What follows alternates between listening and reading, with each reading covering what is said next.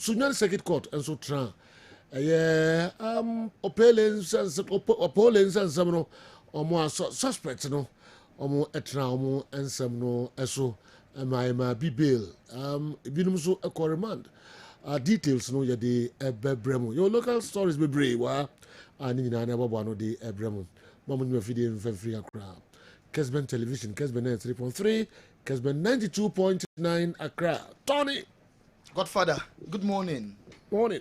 Okay. Yeah, man, tier 4 and I have 4 quab and too far. Near him, some air coso, uncle for a crosso, and then some the Dawson, AAP, and a ninth of champions. UEFA Champions League playoff, no, and then 4 games, air basso. Now, watching another set of 4 games, so at me abasso, and then matches, no, and ye easy cry. Now, a ball a 5:45 for start Brestois, and a Paris Saint Germain, ever bought, saw 2 clubs, Nidano, almost every France in team. The last time I'm born in PSG at Trashy start Brestois by 5 goes to 2 and a bear repeats and I said a bear revenge. Luis Enrique, a coach, Emma PSG. Or bought a Dembele Abaso, sir, on fantastic form. The form no who now to me a finish a boss pa. Last January goes out about 8 goals and or share FA League 1 player of the month for January. Now Obia bought Dembele Abaso, no doubt. Or yeah, dear. Now so maybe a free players are sustaining credit no. I call for only one person. Luis Enrique say or credited the entire team say or any passes no Emma Dembele so a bank in the goes into way and in some coach no Eddie ahead of a number start Brestois any PSG first leg UEFA Champions League playoff Basso another game man because so Juventus or more any PSV and Ovina or more every Netherlands never ball Manuel Lucatelli. Juventus on my midfielder was say almost anyway PSV papa one of my pain now match win entirely different because way a 2-legged affair say home and away aggregate 1 year there who say goodbye to the tournament now Bobo Kwanedin at the PSV almost a 20 year papa and the match no very important say almost ebe win the first leg no now I'm a return leg no emu akwakoye mrekakra. And so at the amomo na no see ya pen and the coach Thiago Motta or also at the kakra at the so say Juventus players no are very much committed league no omo air drop a bray omo lose just few matches na Champions League no there omo nia break at the champion bia ntia na match no a game man omo air gun blazing on the say omo increase the intensity and the dynamism of the game. Tene match no a very great game and also able to me witness now first leg no interest time over do be kunu bia no interest we free man is because return leg no so a very decisive for you and some man Thiago Motta eri atudwa na when Rooney or a 4-man Man United and England on player or intend to coach in the embarrassment and in Guasian Kwa and I baby Obekobian I'm OJ now and then you Amazon Prime video sport among announcement say Madrid any Man City match near Bosso it had no among a pandit when Rooney or share the panditry job on and now 6:30 now more asset I'm say until when Rooney and the maiden edition on I'm making the debut ahead of the big game Basso and between Man City and Real Madrid. Yeah, can't say big match no one some dear Rodrigo Real Madrid player. Only say Ebetoja Saudi Arabia offers no eba and yetati yes club Saudi P epeno Man United edin ebaye PSG din ebaye na yebisa Rodrigo say I am pass at the point or consider say offers na eba no obe move every Madrid na or sne papa na any agents obe no waboma na mine say club A and club B pen Rodrigo and somebody to Jano ebini. My agent and the club, if they know anything about it, I don't know. I'm very grateful that there's interest from other clubs in me, but I'm really happy here, as I always say, and I've been here for a long time. And tomorrow is another game. It's a special game as always. I always say to play with this shirt on your back in Champions League is very special, and I think tomorrow will be no different. it's the same difficulty as always when you play against them. We and some Rodrigo edited Janti other class na Epen na Sepa. Then so I am very much committed. Emma Remaded Omo course no I am very much happy our club as I say Usina County interest in Beba and so Beno Abonamane when baby and so na bisane say position now open no ehwa na Mbappe pe also and Pempi a year Vinicius so able free then obey ama coach na kwakoto no so no de otimbo baby a wo say oswane nyina no left one bar and so an opportunity in my now so the right one inside here grab a big grab opportunity be a coach at the Ebeman Rodrigo or Bonitofa. I work whether that's on the left or the right hand side of the pitch.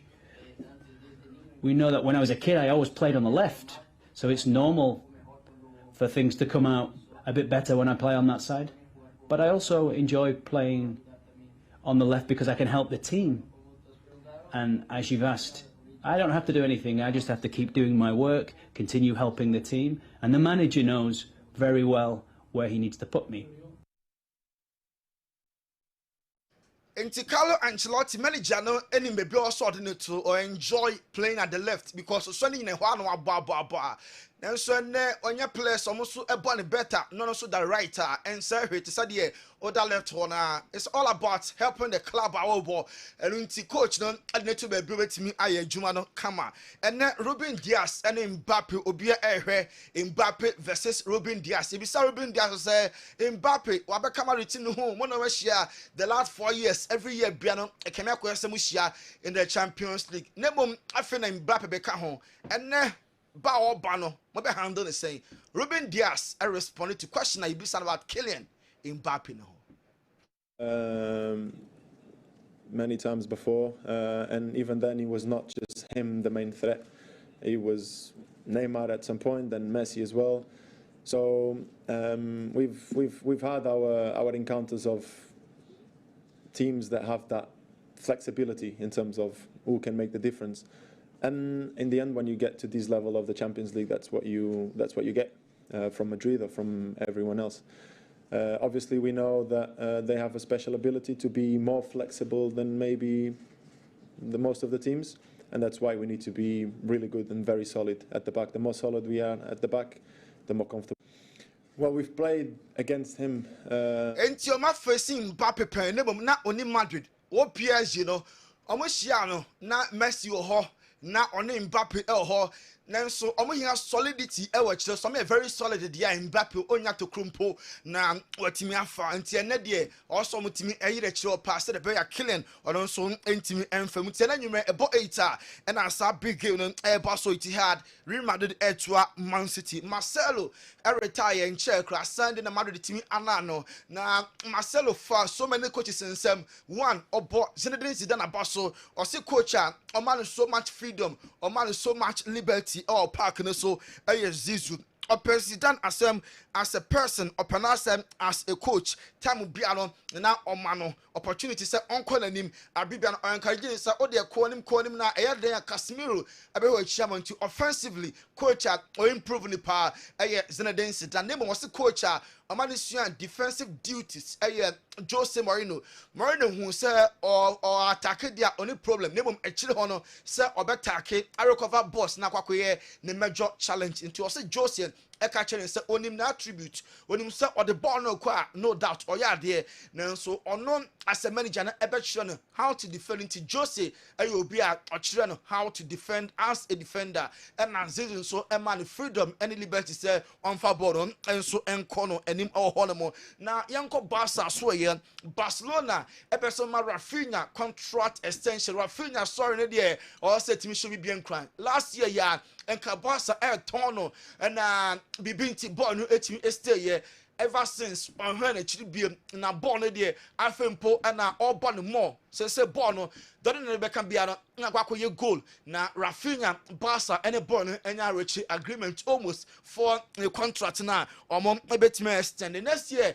Barca striker obetime abe replace Robert Lewandowski ni age no kwa na ekwanim yatete Alexander Isak ono Sweden Obama Newcastle for striker no and as say Barca Barca for any abre pass omo enya Alex Isaka ebetimi aboa ama goals no enso etimi flow woto all hono Ronald Araujo Prano Sunday Barca kwasha 4-1 na Roman Sanchez Pejuan and Ronald Araujo Praye yes a breezes be and a boy no one so far in a prebia ehubia nebum or a doubt for Barca gamer omon airball this weekend against Rayo after that game no but be available for subsequent games at Barca and so ebebo Frankie de Jong and so contract no 2026 na running out all Barca so ye Barca fans and penasem say oji sika pi nanso every season ni prano aya na draws nti o me say more matches o meka so more turn so a onko Barca for ejidi pass especially Hansi Flick say boy the ball na all bono just a shocking or started season na kope eye Casado nanso and Frankie de Jong abe fan fin ho afa coach no aka the president say Frankie de Jong contract no omo enye ho bibi ama no enso entimi enstay yenwura mu e Barca coach na so ya dia oma Barca players no days offer aya na on person players no ebe travel on person sabi omo ebe di nsem hunu bia obeso mo tenefe na omo rest into Christmas no Barca omo players ni enya days off no ebi mo flyer ekwa America ebi mo flyer ekwa je Germany pin Barca coach no na onye happy kra nti free ho no omo hair dryer otwa mani mie papa nti onya players no a okacho no say omo days off a obesa oje wa home or rest men travel and question na kwako how because Barca omo ndi ntia omo amount days off no Ansu Fati yeah, it's another offer we best so about because anopa the Bayern born asa rejected Besiktas. When you say Turkey there, every no in close to year Besiktas at the first offer ba Emma Ansu Fati wakande be so encore Barca last 5 matches on dressing and po nan campesa watana bench yet to say second offer ebetimi abawia say boy no e can no dia and a Barca coach ni because so not na bench because on your part on coach no ne plan so ti Ansu Fati the best decision obetimi ateki and say obetimi akolon na na form no wetimi akọ revive player back so a all boy no ama the form no abasro pa Robert Lewandowski after 20 sessions on him Ansu Fati stay behind now or guide no how to improve as a forward, how to improve now be a better player. Robert Lewandowski guide Ansu Fati in terms of saying the form number form no say boy no and so ebetimi a left the mono amane so etimi abasro young Ramon the Gunners as so ye Arsenal ye bomb chi pass omo enkofa striker ya just omo identify so many strikers never there say the din abeto dwa Diogo Jota sa Portugal ni na obo Emma Liverpool no ono so onye starter Liverpool Arsenal for GD pass ni profile no ebetimi afiti omo panti Diogo Jota any player tese Arsenal for nyana omo enso epe Mikel Arteta samayi obeja players pina kwan ema afoforo enso etimi aba players on betting free Arsenal no yetete Alexander Zinchenko yete Kieran Tierney Thomas Partey Jorginho Jacob Kiwi Neto Raheem Sterling when many players are making akọ na Anderson so any opportunity abebo the Arsenal omo football club and AC Milan omo Veli Joao Felix now when the presentation I say and now they actually just say Oba Milan on loan from Chelsea no just 8 days and near Nanso Oba no were falling so much in love with AC Milan to one day or when say after so long dino or stay not permanently or bought at the AC Milan or a football club no Yeko United as well why never be a sporting director BM na yet it is United a Spain na Athletic Bilbao almost sporting director Mikel Gonzalez, Man United for identify say ne juma no so ni pantu omra now on be sporting director and for Man United football club Ruben Amorim Baba e be replace Ten Hag no over describing say a positive and answer a negative Man United legend Ro Ferdinand or comment say want me and for half a season way and judge Ruben Amorim man the time kakra over here some few transfer windows now for what in my place ni biako now or the be aba after season we there obetimi atena analyze as coach no better say see the bed in pass obetimi ablame and as obe credit Ruben Amorim mo bi ntin sama Ro Ferdinand Man United omon legend no or the atuja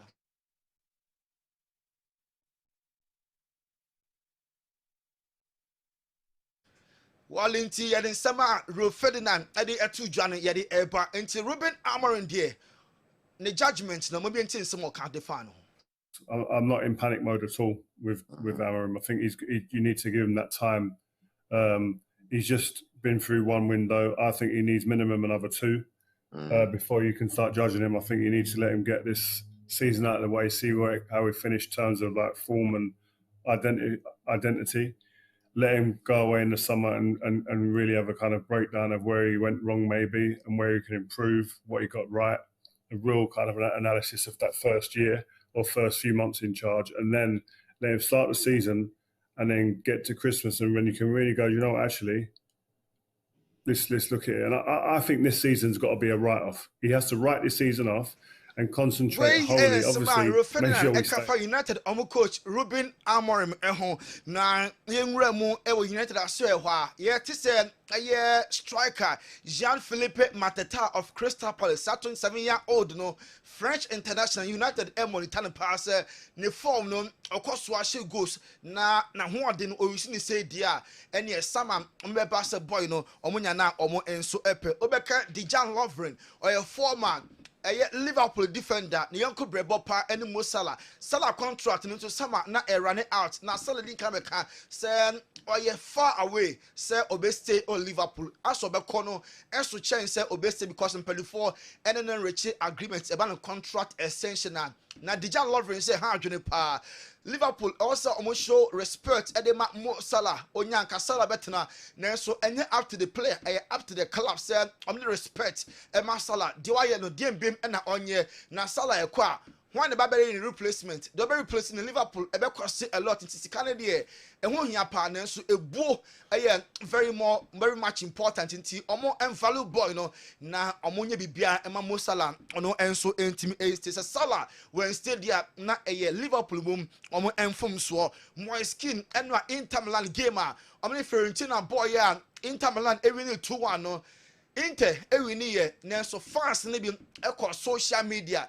And now my skin and I'm say a black person the color a 20 I'm the color a dinner time sanity and now my skin opposed to some of the insulter it me a ban 20 and now I'm the color dinner time boy no on happy cry no also a publish some of the insulter over our Kessben television so Bukayo Saka Arsenal ewenga upraye na okoye surgery afei ana bebe oye surgery ho mfonin aba enti ane sana chi santi mam he Kessben television picture no na yes car boy no na chese kotwana da ho no na ye show e Kessben so enti players na de omo ebre pent omo na mo bibia ne mo jom no mo so etime enjoy life because they be boy na pra na eno enso ehu papa sajo ye disi ya to receive the greatest of all time to honor Leo Messi na goat na Chesney goalkeeper ma boss say ne krama yira nti wa hwe Kessben who krama na odi ababeje a handsome result nti reward kese pa no betimi dia ma handsomely nti Chesney krama ni esajo krama we na wa gera Chesney dey number gustro say hu na wa belen wa to ne nkra say na abo ni ni o me fa na de nti hu so a aseda PSA pa no de be ma say abon de agya kwa nya na kwanti hu a obo mu ade no ye kese pi all right baby anka bana am say chance bi ayema and the agene ni ade ya soldier apenchini bi ni mekobi di apron ho dada ma onua na ko ho ye de na atu apampan so ye rolling ye twene sani abasama ye de bia yesu ya ne all right ye benu abi Evesia na ye ntoa so all right Kessben television Kessben 3.3 medi joga kra me ba na who messages bebre enso e wa ha ani nyina no e ka anopai kwa Mickey the local source of the e responses ahodo afrim ho enso aba mo ideas nyina no ye be hye na fe ye de aka ho ye beto to a kopim se donko bebo na ya peja yemu. All right. Me ko tema community Tema community 1 site 10 Aziz Idigoro and the way Edin kan eba Aziz Idigoro say for about some few years now I've been campaigning against the club licensing board for their consistent show of incompetence in their work. Much bigger and well-resourced countries are playing properly organized 10 or 12 club league, well-funded and very competitive. Can the club licensing board function independently from the Ghana Football Association? Azizi Digoro, very important message. Yeba we any other messages I'm de abrain. Wonfa videos no call 0244 263902. And I befa videos no and so. Dr. Edmond Arthur. Balm of Gilead. Vinegar. BOG vinegar. And no nasisi ubia a bodin. BOG vinegar. Doctor say, ono atia, obeka mo ama so ahwe nso no mo hu nsunsuya ewom emra na mo nnum bi ene na mo de kakra gu nsuom enom mo de enuamo na mo de bi agum se bayire na wono na de bi agum na fe ye salad ne ade de bi ahohoro ho mo hwe difference no say dance amamfo di no engasem kitu akra BOG vinegar bebito. Doc. Sejo. Maimra way. Yo. Na yentio. Me da so That was say baby ameko bia. Yes, it's we are metra na bi ho. Metra ka ba bi ho ba bia. Yes. Enu anwumre be 9:30. Me duru fie na me brother ba ko komfa nochi. Me boni ni bia be ho no. Oye panyin pa. Okay. Na ye didn't come on or the phone man ye say when she had because this year I am Kasai. Na ne Kasai mono or call baby. I know who's a BOG be issue. Okay. Anna ma be air catcher and say, hey, put that way, yeah. You say, now, Oko Kessben Honor, Ubin Biato, Monko to what and I mean, so be I mean, the big and why you didn't notice. And that's a good work. Oh, yes, na you pay okay. Mini pano no. I mean, the product. And that's a good work. In fact, send you a cano and pay a chief a chief na ambrasi mo bio genede. Send me my consistent me flax 10 bia no e big gum with means you are men no mono. Mesre pa say we you bia was as we so pa dia. Apomden ho de yentoto nase bomoden se we de bibegu nsuom na wanom okoto fruit or vegetables wonam say ye kawuro say ye kotodwe say ye nantwinam say ye tilapia say ye fish ade bia wakoto a we de be ye aduane bia no dwen baby a ifiri ba no ho enti fa begu nsuom na hohoro ho be sima ana meat minute no meat be se edunum edeko ebeboa wo pa usoki omu a ebeboa na afen so no unsiro bia wonom obi o ha osori anopa either say obefa lemon juice no dey go warm water mu no wanom a lot of benefit but only be wojin vinegar go nsiro na wonom a benefit woman e chen lemon juice no yes obi o be use ginger is good. Nyam watch na ye doing the dose to secure your prostate health. As a man, you be ginger, you be tomatoes, you be ashwagandha. Ye 20 no money. So you nyam watch na the month. Wow. We show you the. One also be friend say prostate health. Prostate, okay. Yes, health.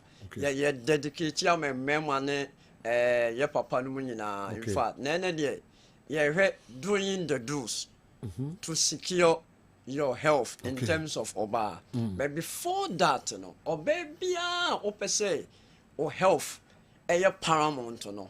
Untimi fa BOG ento nchen. Okay.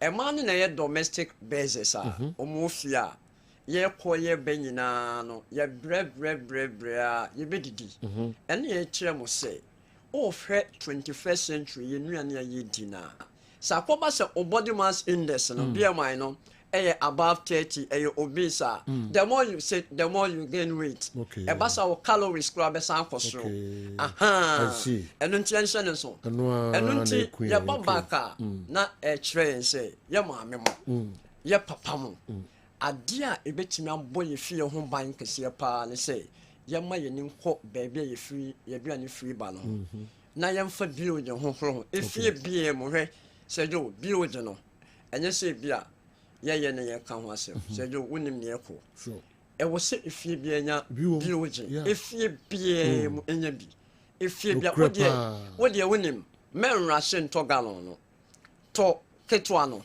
na yusu wo yusu na de obi enu ntina sese galon no enwa ye de no aye hot cake because exactly metal 40 cedis ada na me nkoto galon metal 40 cedis ada na me nto 1 liter 75 eye 40 cedis ne mienu 80 cedis enu ntia be hye mo se mo nwura Asida house premises ha na mo meje mo de mo ba Asida towers Accra ebi ho ofre ye na baby a wo Ghana ha bia ye be ma on numbers a obenya enti je number no 0240 51 21 71 0240 51 21 71 ana 0539 86 38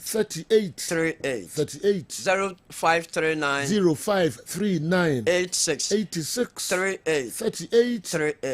38 hunu se enye dru eye food product and into unsio kwa na wode begumu a no mu unsio no mu wadru ye de wo se wo ye wo the lifestyle protocols ne ka ho a me ka no kwa kire opa se ubenya hoto na mom opese wo jai wadru no mu dia eye ba mo gelia no oba ye ho a ye wo nutrition te se ye nuane nu a ebe siesie wo ama wanya results why you comforted unya any negative side effect bia enu ntine ye say oba Accra ye West Legon Kumasi Eyija ye ne Eyija hotel annex ene opposite ana takrade nso anaji entuma mo takrade ampatamu nyina no mo mra say yo mi koidi ye hwe doing the do's to secure your health as a woman say yo Friday ya Valentine's Day eye edo eda this month love month na de ba ko a e ma bebre eya ekofa how kese pa ba omunim ma omopese sebi yem pokwa na de na besoka yem pokwa omo reproductive organ ye pokwa ye breast matu bom imradi yesu manko kama dia simple so de pokwa ye nouveau Edwardata hey Everybody do chemi tree pa o je chance de o chemi o be bomine sejo I don't know some no material sejo we are right because me so bi o es o mbom poko yes we are right 100% entim patriot for them me person me kan nyina ne say o yo ba men tam fa ne man hye ho o pese ho chia ashwagandha sejo ashwagandha one of the best idea ma oba o pese o reproductive organ no ana say wase ho echia ebebo ashwagandha ni em say ni twi ne fe 20 yes 20 for a man nko a for even brain no omo go through stressful way on activities o yo ba he if we na ekwe per clubs per prebe 5 na per 20 ne say no mo twetwe be 2 pe now the papa mu na fa hot water ego ho eye warm wia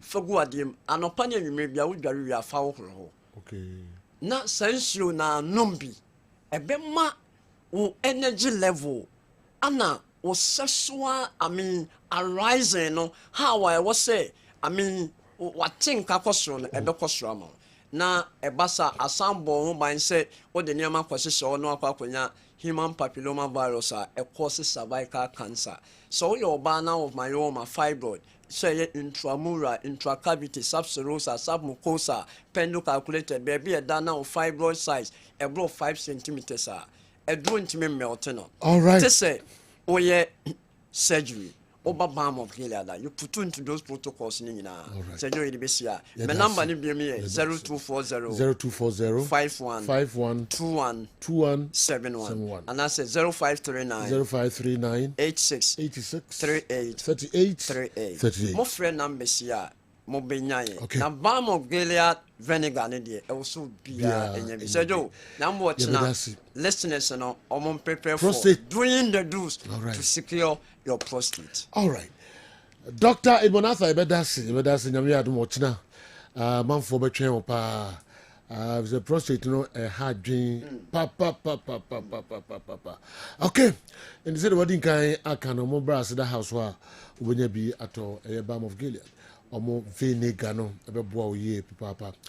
Yentoa so emfa mamo Kessben television midfield action donko na ebe peja yemu messages no eba na aya me pese efa nsema ye twetwe ho enkomo no na fe ya toto adwea kopim sembre no ebeso Andy Kem ade asan achi biom se bibia ye bibia bokojidra ade be chi ade be se bia nsem sa asemfofro and then UEFA Champions League playoff matches ni bi ewo ho 4 games na migidi pa said amanfo ni be die chiri pa no 8 p.m. ebekoso ewo Etihad Man City and Real Madrid yeba na yeba beka ho NSMP club issues kakra ewo ho na Ghana had a P local stories no say Pole Abreye stories P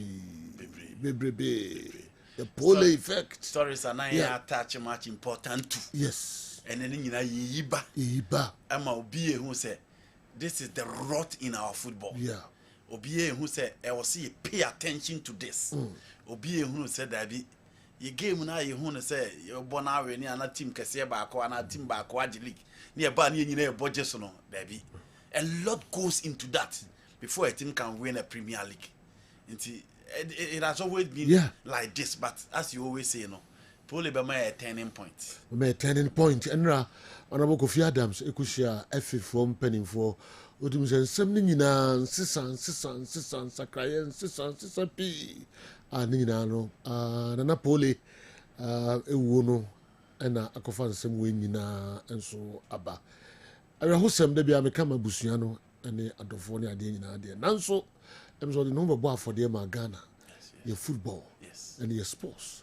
In team penifo bejina so na omo ayen sachira P. Enra the course so ewo FA ministry hono na enya sam kito kwa make it the details nyina and so ebebre titru sentence no violence course was sentence no and then mo ha na okofa video bi ba Okofa videos bia eno later ebo ebehwe sa ni mani nyina nyina no akoso bobola obi ti me be ma player one is unim na bobo ne sha yes asema ebe to no na player na ko bobo na che na ko brana esi park abe holu ni pakro say ya obo ball no obo penalty de she FA Cup match FA Cup match at the ground of Koboshe na security personnel to be specific police for no more tram kobasa. You game no there. This is the time. At the right time, video no air ready. You bet yes, some course no nyina. Any other incidents are air course so. You no go so aye kan. The bia ye bo the row ye ka ho asem. Nsisam row. Division 1. Echo ball weekend they try mu ya. Siba Mungrofo, Brunkofo, Pab Grofo, Abo, near Sigur referees near boat general manager for na ye camera boom.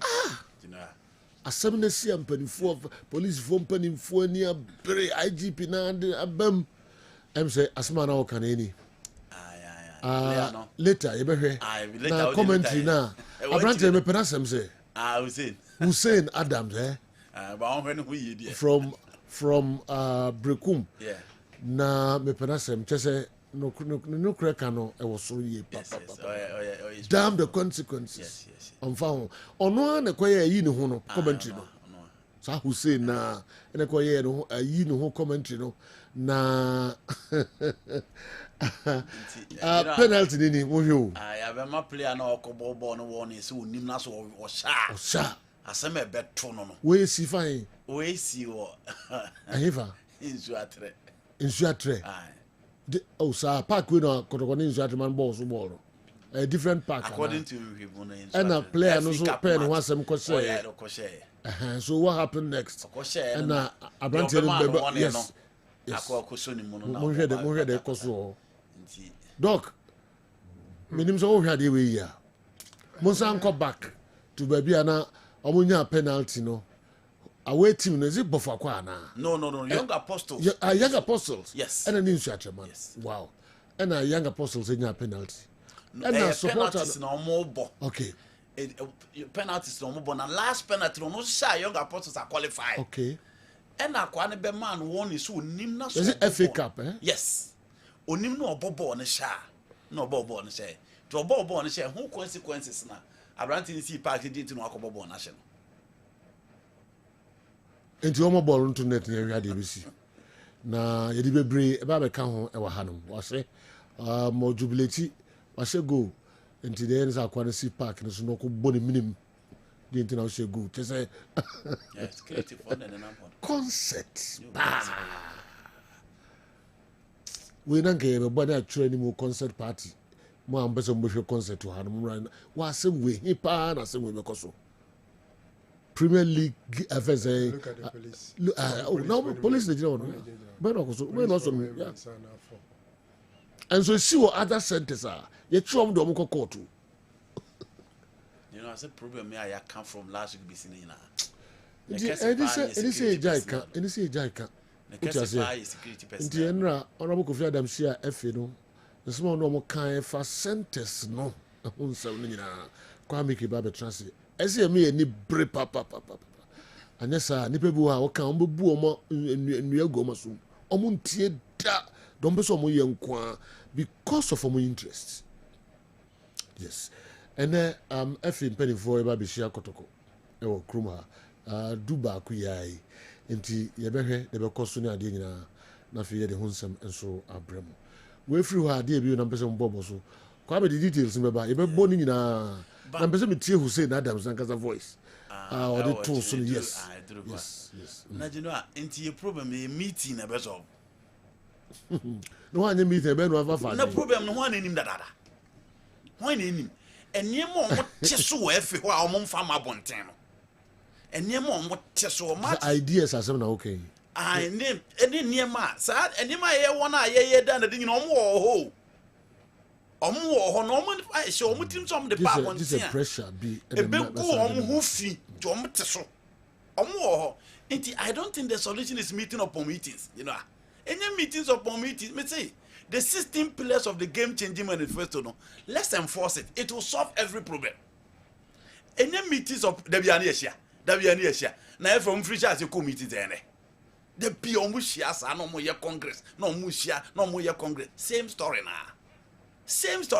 So for me, I don't think the meeting is the solution to our problem. They already have it, and they need to enforce it. For me, that is the only solution. Doc, General, I think that I will beg to disagree with Andy. Meaning, on this issue. Yes, you need meetings. First of all, if anybody obabi shiakotokono, I don't think say a meeting keke. First to commensurate with the bereaved family and Asante Kotoko family, no. Like omoba ubi ehwaka, ubi aunini dijuma. Asante GFE and organize Ghana League. Into league and a Kotoko boy. And a DSC. Into who be here say, Ombeba, no mabema kotoko ebusuani pule ebusuano yako. That is the first thing. And I think say it's in order. In natural fact, a chabruso, but seneyana you can say better late than never. Sure. Ideally, this should have happened long ago. And to the extent say, we invite kotoko, so fans so mumran crying, our man kono. And no sa she mukina who say kotoko. Achro mu say sebe wan kire say ubumia mensusumi to me emu inti the FA na anya right, and I'm sure they are trying to correct it by visiting Kotoko any Pole family no. So first of all, that meeting for me is very important. Besides that, apart from say Kotoko na involved and as I say no adebia no how betima no Ghana football me involve fans are ubetima yi Kotoko fans every into that meeting na course na Kotoko supporters na ntimi anko bi no. I'm sure after this visit ni omo nsusu pese omu ni omo kan no mbeka na nsem na ye kan e fa so ye moral issues like suban so na nipa ere taife hu da bia nti duru ba bia san hye mu ye sa abobɔ so biem na ya sa aka ya manfo biem. I agree with Andy partly say the FA na nkasa enim ne esesa omo ye do ba bia we overburden the FA. You know, some of these things club officials are major part of some of these problems. But the FNE is easy target. In Timpempi, we are quick to talk about. When they say money, General. Okay, Modian. Make the basa ya see on Swatremani. Poledian video show. Poledian upon making. Now they for video no crack out. And send team no crack or to bedru honomo. Na utimu se oma prepare for Kotoko. Yeah. Tim no ne bebo born bas ni nyamura mu kra no ni asase ne ne ku tim no mpanyin fo ho obi antumi ankoje PA system no ankasa wo mu se yesremo munye din ana say omu nyina no clearly utie narration eba utim se nso atrema mpanyin fo no management they were part of it. And you see a hono obi akwa wunti, it's always a reference point. But so Atreman is a park no only one of the numerous centers are club officials and paying for shadafa hooligans. Esho munta dia so mun ye stewards. Ye nim club officials are omut fabona no mato no mudo mun sa shomachi no obejira honom cancer mun calm it down. Meanwhile they've planted people. So for me, I agree the FA has issues. Omunya omuniema ye omoko inspect stadium na ebi okra emiti yesi amano temporal certificate na temporal license yensa inspect biem kra intermittently or consular man anywhere yen follow biem. So I agree, but general problem na yeka ho asem no, if we look at only the FA alone, we will not have the solution. It is a collective effort. Now clubs and paying for your major stakeholders. Why na fans ni bi kwa mumura ina perimeter babayara. Tunnel no mo ayese ya na yire nkrofo honom no. Club ni paying for nim hu bia na. Ni akoso ewo brekum doma any other centers and other club officials unaware. They are all aware. Mijitum say when they do those things, FA no ayese striking na bar no on them to prevent them from doing it. But until say club officials and Kasan Subenya change in attitude, na ye in football no yentia se chinchina kwempia so say ni timu yo as so already. Eti obeku nipa kra no de aweni a obeku nipa.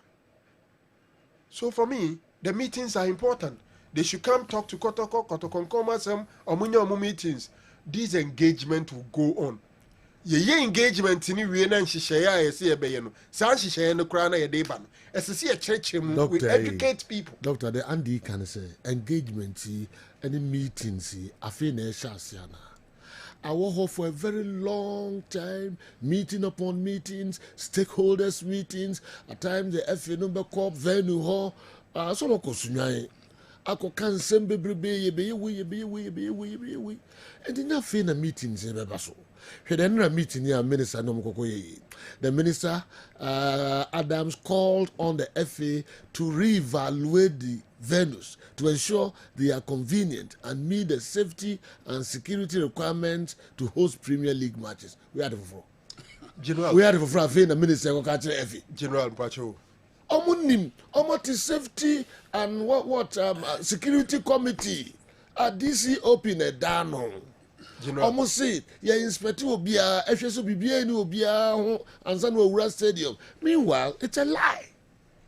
And the doc, I feel never be meeting. I'm not holding breath for FA, but what I'm saying is, I say, Polewood.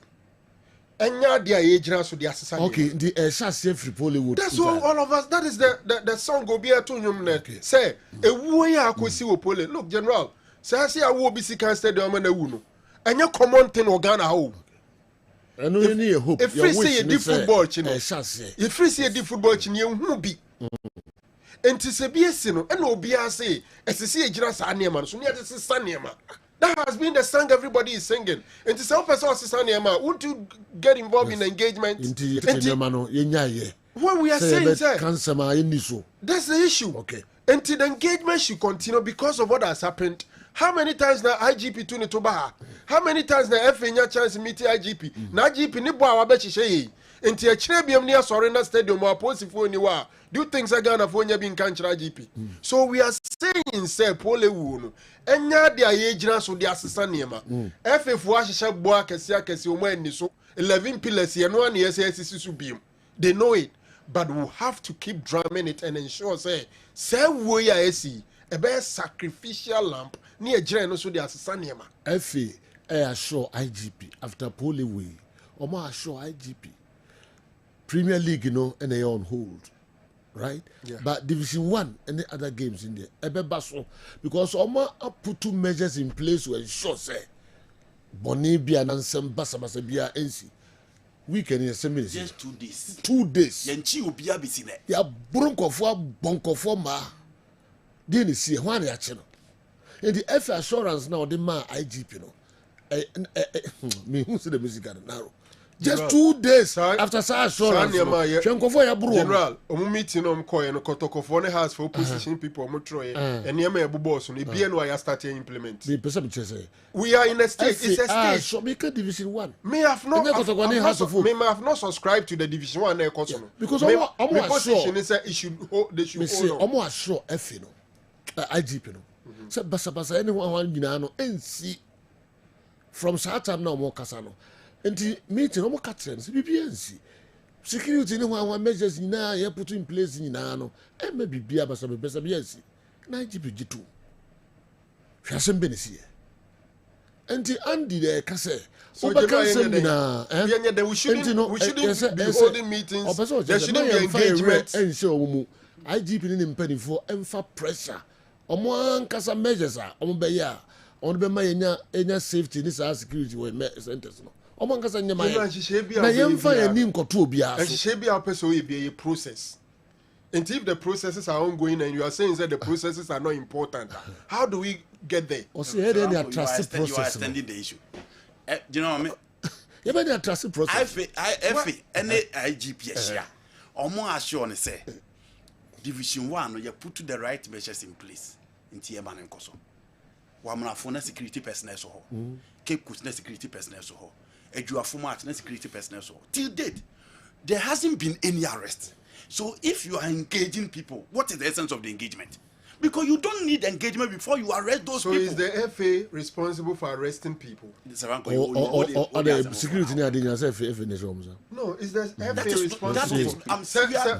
I don't want to be a spokesperson for FA, but maybe it's the other side of the discussion. No, listen to me. What I'm saying is, see, police if I could do stadium currently, Omumrano, and Mao say Division 1, a certain number, I think 20 or so. I don't have it for me.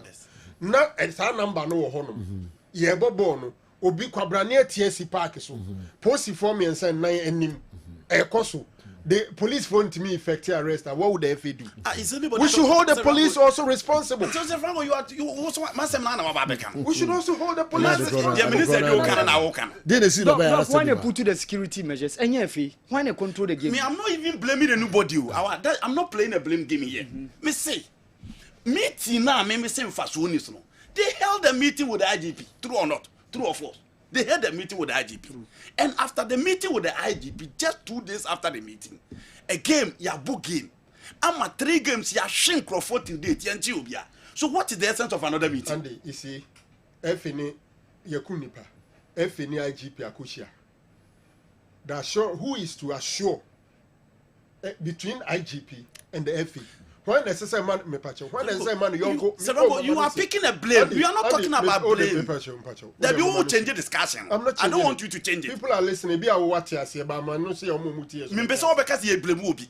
No, we are making a statement. No, my point was meeting. My point was meeting. So I don't want to talk about blame. No, we have extended the argument. No, let's stick to the blame. So yes, I'm not part of the discussion. My point was blame. My point was meeting. It's not you solely I'm responding to. You are responding to what I said. You are not responding to anybody. Me pacho team.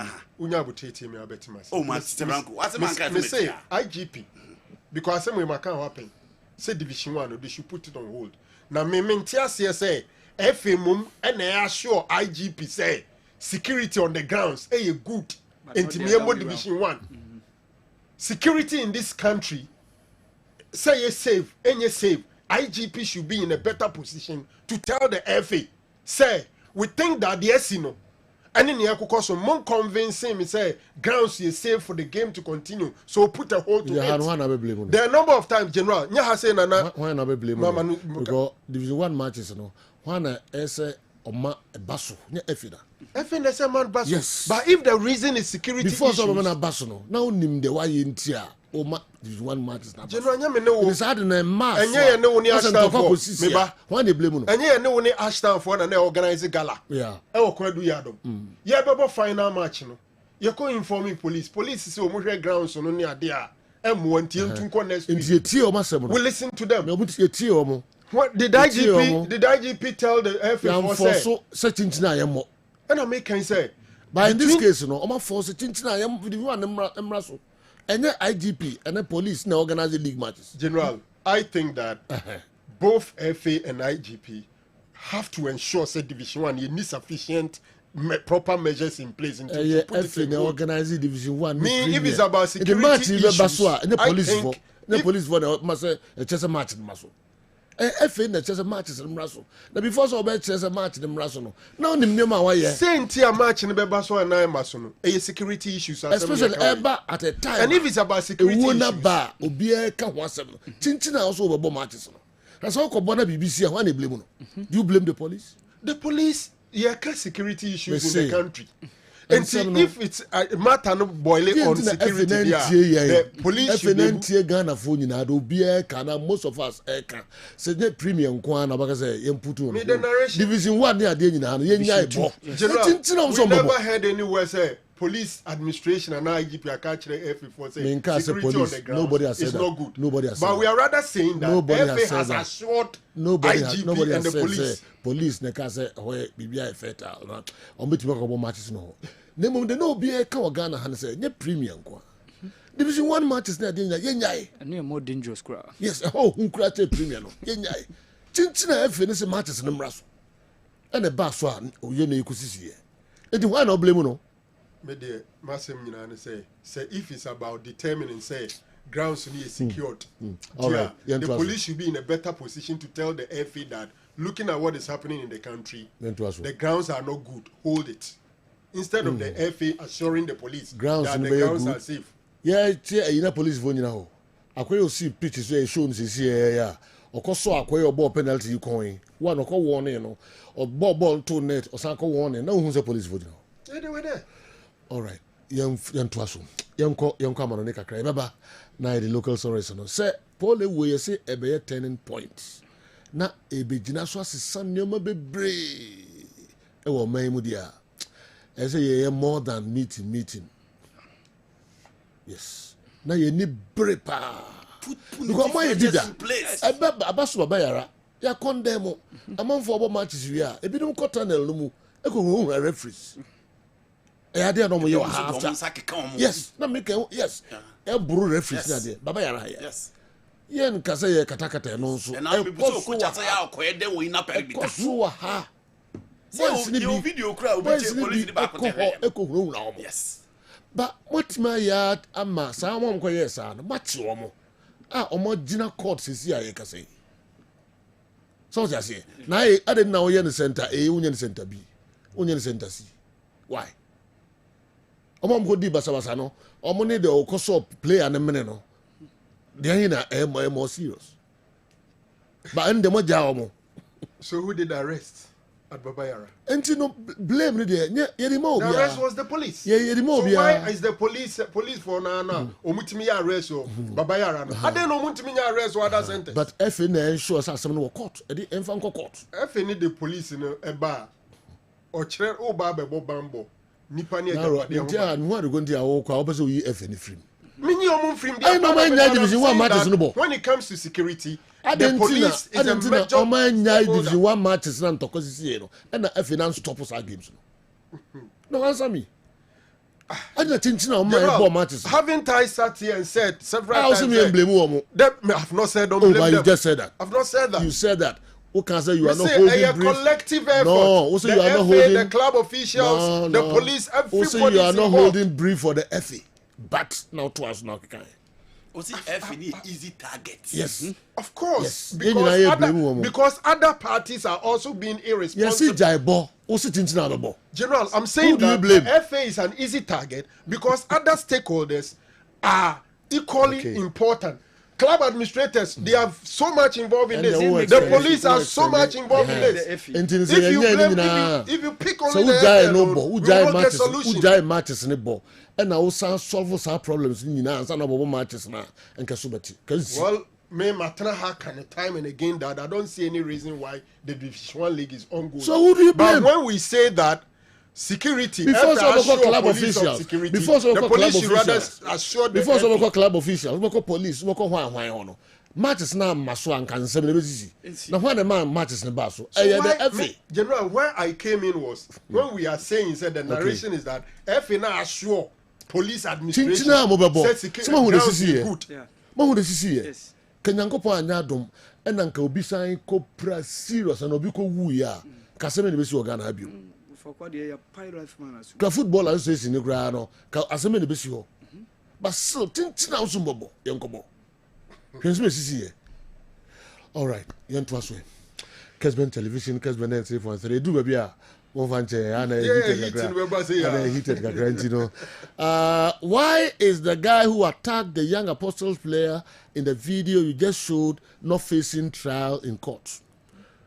What he did is pure assault. No need to garnish it. My wife has threatened to divorce me if I ever step foot at a GPL ground because she can't be a widow.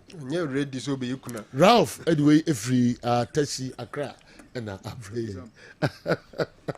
my wife has threatened to divorce me if I ever step foot at a GPL ground because she can't be a widow. Ralph, Teshi. In some P and I go to Joe. I back kind na Awa. Sergio, as a honestly, media minimum say I be drew based on said your name see koso. Na said me say your maya ye di nipan kwa ene to nyansa. Ye twen ama we si obi ewu ansa. Ansa na. Ade ne be twen ama na yesa. Asem na anu aka enu ana oda no. But for kwane wa manafu game no Sergio, reference man odi game ni bopa so jo nyame amfan sam ka imagine na senya de eno achi ya weekend linesman eno linesman di game ni bo na bonity imagine senka imagine ni bio and a call free throw e ba pa they say the new star abagana football mun say e bobo na South Africa so ni bio na FA pani ba ko afre o park so set was yento aso is na aba e ball. I said, you mean, yes, young game, the chinchina 3 points. So, Park Academy need dwarfs. Park Academy cameraman or chap videos. And one, yes, I said, you're more born, I will send a camera. Destroy camera. Just after Sepoli, a person name as son. Muntumobo, chinchina be organized matches. Is it chinchina referee need the game? Finchim dodo, referee need the game, Finchim dodo. I just don't understand our people. We just need to put the game on hold. Make sure say put the things in order before say to us Sergio. Sergio Okoba me was story be. Ghana football Oka autonomous league no. Sergio Assembly PA free South Africa Okoba autonomous league now Oka no asemeno Kotokonias Ekuchegu krata so no mo ka no. Yeah. Okoba Sergio me wurem. All right. Yem kwa no ne kakrai na fi yemra meto aso. Champions League game and 8 p.m. Yes, a big game. Oh, Etihad. Yes, sir. Out of the 6 games Omabo Etihad in recent times, Manchester City has 12 goals. Real Madrid has 6. Now the meeting between the two. Obenhu said Madrid struggle when it comes to Omaba Etihad. In England, a fertile ground for them, especially at the Etihad Stadium against Manchester City. Out of the 6 no Mabano, Ometimi draw me and Omalusu me.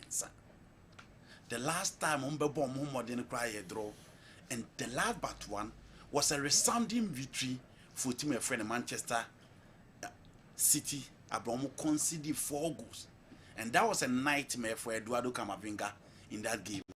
A night for Bernardo Silva ewo Etihad Stadium. Enti a game na edin for Madrid so mo betimi aye bibi ewo Etihad. Now this is so check the UEFA Champions League. Offer Manchester City. Ye cast obo form no nye, but at home they are yet to be defeated. Inter Milan with all the play and the quality of Mobesho no, Manchester City. The last game against Club Brugge, everybody thought, say after taking a goal, a first goal, no, and come Man City, but still, our City came back and Ombesha 3 goals. Find out Babina a famous draw. Etihad. Until Manchester City any so terrible at home. It said their presentation it here some more bon fem. Now you are then talk about Real Madrid as well. So far Madrid in the Champions League in away games are Li no Ankoyi. Omuba Liverpool, no, that was England. Omuba and so Ankoyi. But it was a game Real Madrid play without the 2 monsters when it comes to the European night. Rodrigo Guez and Vinicius Junior. Champions League did draw another. They drew the finishing point, and after the business end of the Champions League, those 2 guys can always be trusted. Now last season, I'm gonna be a magic, Etihad. Edema team a friend Real Madrid against Liverpool. No money. When they realize, say, Moya de their mom, no man, you don't want on be free, no, Begamo. Real Madrid coordinate 3-2. The last game against Brest in away, Omuko win by 3 goals. It is a check it. 4 games. Omako Bono wa we are. Madrid are winning 2, and I'm so anti-Miankoyi. Do you know on the further play? Obian himself Manchester City team we a teamer. Omo boy obo confidence level ni nisro. A teamer Pep Guardiola na kwa eto da bia ohun de onye bio. Spending 260 million pounds within the January transfers. Say hoping say enema besesa and odi akofa the chrome ni Nicolas Gonzalez free FC Porto Aba. So much the position of Rodrigo Hernandez Cascante now Enfamano. But at the baako and almost been missing the absence of Kyle Walker. We've always seen that battle on the right side of the Manchester City defense. So Omoni Real Madrid the bar. The player to stop Vinicius Junior. The pace, the tricky, and the goals now ya Odema against English sides. A player ya not tracking just to make sure say or be playing out of the game. Brand your friend Kyle Walker. And Augusti PBSA. All doing home acquire Manchester team friend AC Milan. Ebe first one him. Enti the nebe missed that key battle from the right. Obi a watch coach a friend Carlo Ancelotti this season. No, and we say Carlo has struggled with big games this season. You hear ATM home and away. Carlo and Timmy are winning. You check Barcelona 2 games. Carlo and Timmy are winning. You check Real Madrid versus Liverpool. Carlo and Timmy are winning. You check Real Madrid versus AC Milan. Carlo and Timmy are winning. And the games when you know your big games are General. Carlo Ancelotti and Timmy are winning this season. So what funny team now? And no more mobile backlining na on a good day. Be a Frank Garcia and now Mendy at the best 30 in Madrid. Lucas Vazquez in your Eder Militao in your Rudiger in your David Alaba is not fit to play. Into Madrid back 4 no. Be a back open and no be and you know be take Carlo Ancelotti in Kwana Timia survival. Was answer where I can because any papa could play and his car Pep Guardiola Timia spend it. Into the moment you see Chouameni and then Ruben Asensio at the back line, and them. And that is the leaky hole a bit me about Manchester City in attack.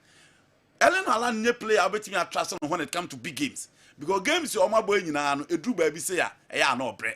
But enedie Madrid needs to be very very careful. And again, obi o share Savio Agirona last season against Real Madrid at the Bernabeu or granting interview Jadenuma, but that was a game Vinicius Eddie almost 2 leveler. Omo ntimi stop Real Madrid. Etienne Savio will also love to prove a point against Frank Garcia or pen and him so betimi akọ bebrebe. Now apart from their defense, on the left side, I think Phil Foden and then Savio the two guys are omo betimi chen abo. Kevin De Bruyne fringe in by and a 4 minutes through baby. So it's likely Pep Bebo Gundogan, Nicolas Gonzalez, and then Bernardo Silva in midfield, just to make sure say Omubetimi and maintaining possession or more control games, no, because against Madrid, no, and Pempisa no econo. Man City backline no hold them, and you know, Josco Vidial, now a foul bit say Ruben Diaz, Manuel Akanji, now about the right side, Ruben Nunes, na likely say Matias Nunes, sorry. Likely so, when you are playing against the Real Madrid attack, Vinicius Junior has 7 goals in the Champions League. Rodrigo 4 goals in the Champions League, and Kylian Mbappe 3. So you are looking at this attacker, you know, almost sharp as compared to Manchester City, Erling Haaland with 6 goals, and Phil Foden 4 goals, and so it can be bit say Madrid attack sharp. Over the likes of Doku, Savio, and Jack Grealish. These are not players omo bema the goals now open, but omo that creative element omo betimi IBB. But the problem for Madrid apart from the defense no, and so be infimfi. Eduardo Camavinga ba, is he going to start Federico Valverde on the right? Na Camavinga ba bebo at the central midfield role alongside Dani Ceballos and then Jude Bellingham. Dani Ceballos are picking the game, no. Amobia will say he's playing very well. Carlo Ekonara or Bebre. So o decided so obeko the 4-4-2 diamond above Vinicius Junior and Kylian Mbappe or top. No more Rodrigo ni Jude Bellingham free row na genoa. Of course our star ni be na obebre because anytime a Vini bebo behind Kylian Mbappe or any be rotate animu hono. Who say Madrid short in terms of creativity from wide areas. But the moment Vini be move to the left, Jumanesi into against Atletico Madrid in the second half, Vini moved to the left and that was a nightmare for Marcos Llorente. Now Rodrigo Nsua move to the right because Man City game no mbe boni nyina so mo bedu na nimu ho a Pep Eddie Bibiaka Abrante Fene just go be dial ho until who that movement in the final third until also watch out but say Rodrigo ejina ne so a be din so obebe nanim but obi an say Madrid full backs no tibia ne Madrid bo bia so person say Madrid da o the ball ne fani fan and how the fani bonkuma wawie the penalty against Madrid a move from the right. Luckily for them, Lucas Vazquez is not available. It is, you know, a game who expect goals because Madrid the Bahabiana goes to Sane. A few woman to me shebi, a few woman to me shebi. But these are 2 teams that this season, so what show more, you know, now be so be a consider go there because defense in there, a quite at them. It's a game make over 2.5. A game I be more than 2 goals. A womb, a Etihad. So we team are your friend. You know other games me hear the quick. Brest ball against Paris Saint-Germain. Now any game Brest are born home at home. Osho more against Bayern Leverkusen. Osho more against Tom Grass. Osho more against Real Madrid. Omo is so bad at home. But PSG after beating Manchester City, now she games some more body dates. We had the form of Eye Dembele, Kvaratskhelia and Bradley Barcola. Obo say team my friend PSG and so gradually almost so firm. Eti January game I make quite a narrow win for Paris Saint-Germain. Juve airball and coach your friend Thiago Motta said baby I was doing one in Saka crowd bebre into cup minus are impressing in the last game into a Douglas Luiz about shame and a Oma Colomwani aging on the top of the no dear branch your friend Dusan Vlahovic air bench. The likes of Constanzao Yildiz will support them against PSV and Genoa. Juve are told on and off. But over the confident on the chair Manchester City, no Benfica how, but I still think at the G Arena, Juve and so ebetimi are winning. And we could Juve win PSG and so 2-1 against Brest, and then Dortmund against Sporting CP. A game of equals, games of goals, game of space room, and game of said there be a creative element back for both sides. And also make over 1.5 in that particular game. All right, na yentoa so meko doctor so ho na fi odi kakra aka ho. Na Awa Mohammed, eso obo so di wura South Africa? Yeah. Okay, na o church ensem so kakra ani efa ho. If you brain. So Whiskey say understand that our main challenges lie in our lack of due diligence and proactive planning. The ad hoc firefighting approach we've been taking is really impacting our progress. I believe that if we can address this together, we can create a more positive and effective working environment. We must have courageous and assertive leaders who are willing to take action. Without them, change will remain elusive. Sir Whiskey, and so the Abba, and no. Coffee Toronto, Canada, I say, it's easier said than done. And he's right. What haven't we seen happening in Ghana football? The May 9th, 2001 disaster is a good example to all of us. What came out of that? To me, protocols and meetings are not necessary because nothing good will come out of it. In Suatreman team, Bafwewa and their stadium should be banned for life. All the supporters who were preventing the Kotoko bus entry to the stadium, the match officials, the yellow-shirted guy who invaded the pitch to hit Kamara with an object, and the number 42 in Suatreman player who deliberately kicked Kamara should all be arrested and charged. Kofi, Toronto, Canada. Anyway, Kofi, sir. I say Kofi na no pe. Obenya 70 years this year. Yechia baby obia na abusuafo ni na so yechia omo pa. Okay. Good morning, sir. You are very much correct. When GFA have refused to postpone all matches, we have said that on many platforms, the product is that of GFA. Please, they should suspend their matches. Mr. Kumsin, and I do we and so Brian says, yeah.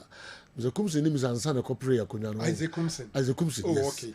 Mr. Kumsin, and I did message we, yes. Or they are Brian, and then Mammy Fabacope be and Kahona.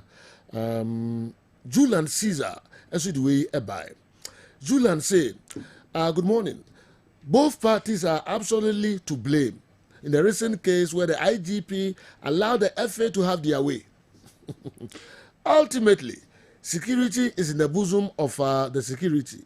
For that matter, the IGP and in the bosom of the police and the security. Okay. For that matter, the IGP should have advised the FA not to continue with the Division 1 league.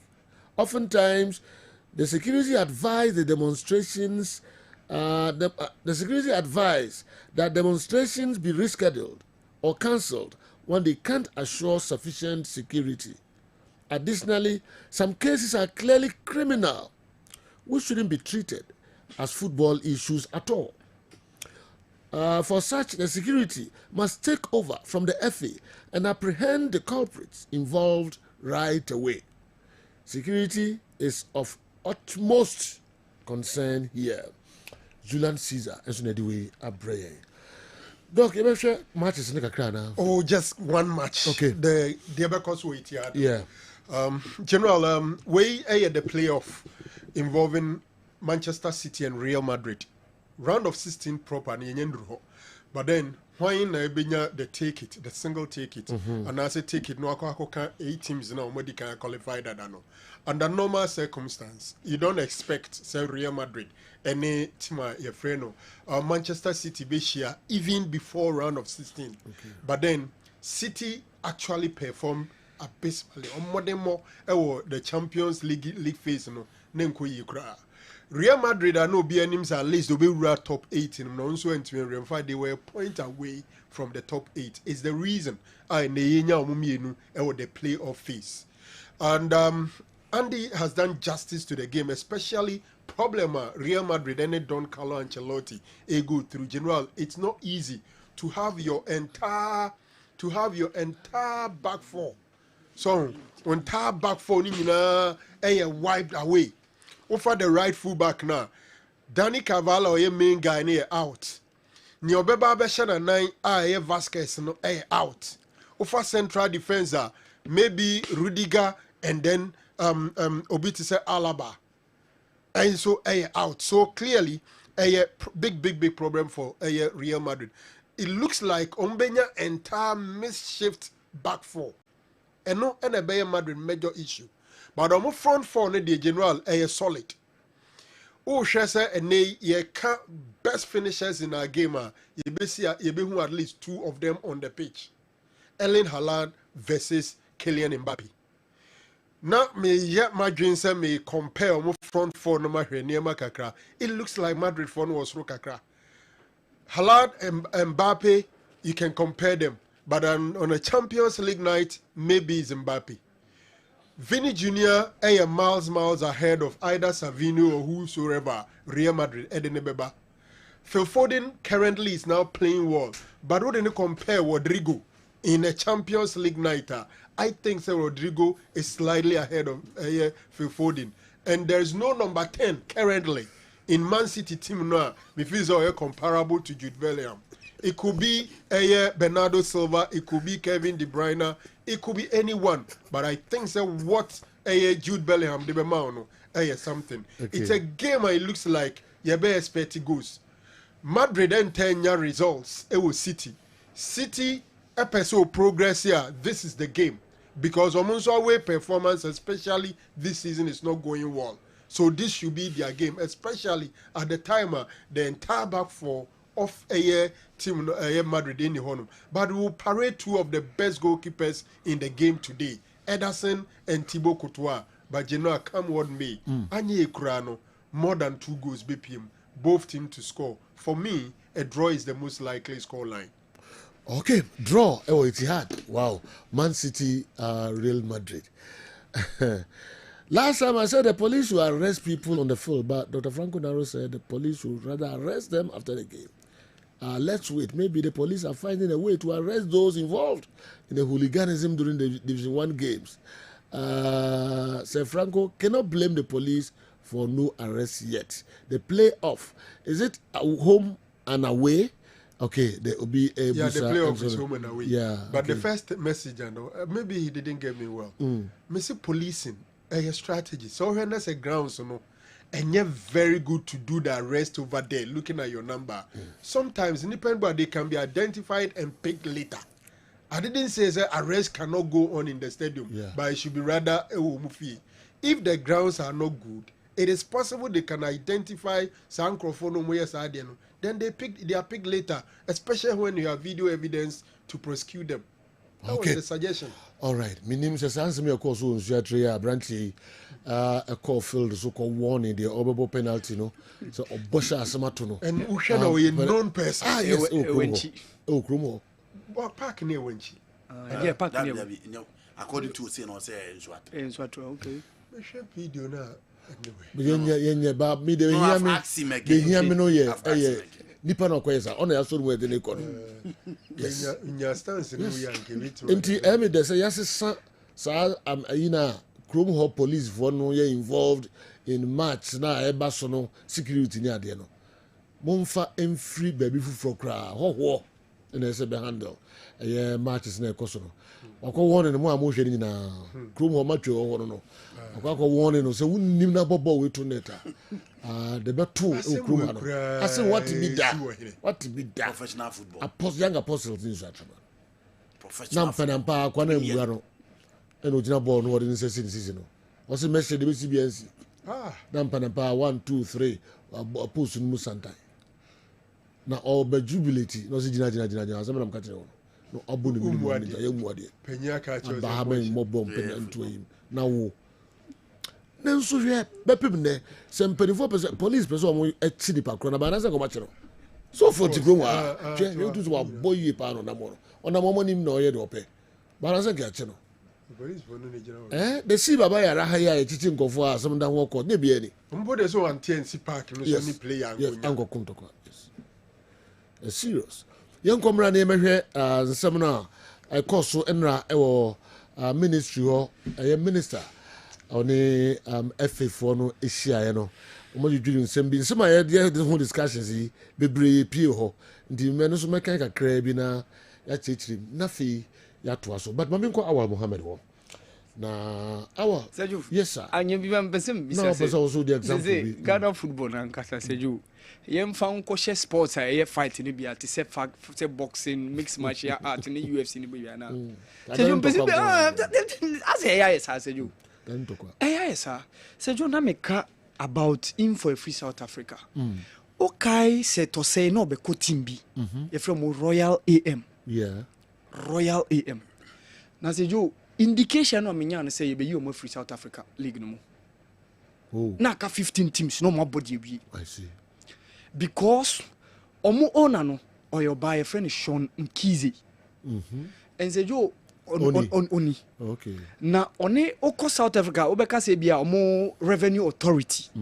you from South Africa Revenue Services SARS say you there are huge amount of taxes so tua went me and tua say you are affecting the asset including the club okay indications about say you 2 months into your place car I see so the PSL any the partnership I bet to a more carbon person you free na ka 15 teams no more the league near wow just 2 weeks ago Nenka was some one net bank cap obeka some version of FA Cup or money second tier side Milford said you amaso said you we mo na football no proper reforms no bi no see enka see yenye autonomous league na clubs young one yeah like the age ni around late 40s to early 50s no wow yes now Sean Mkizi who comment you on Oh, discussing.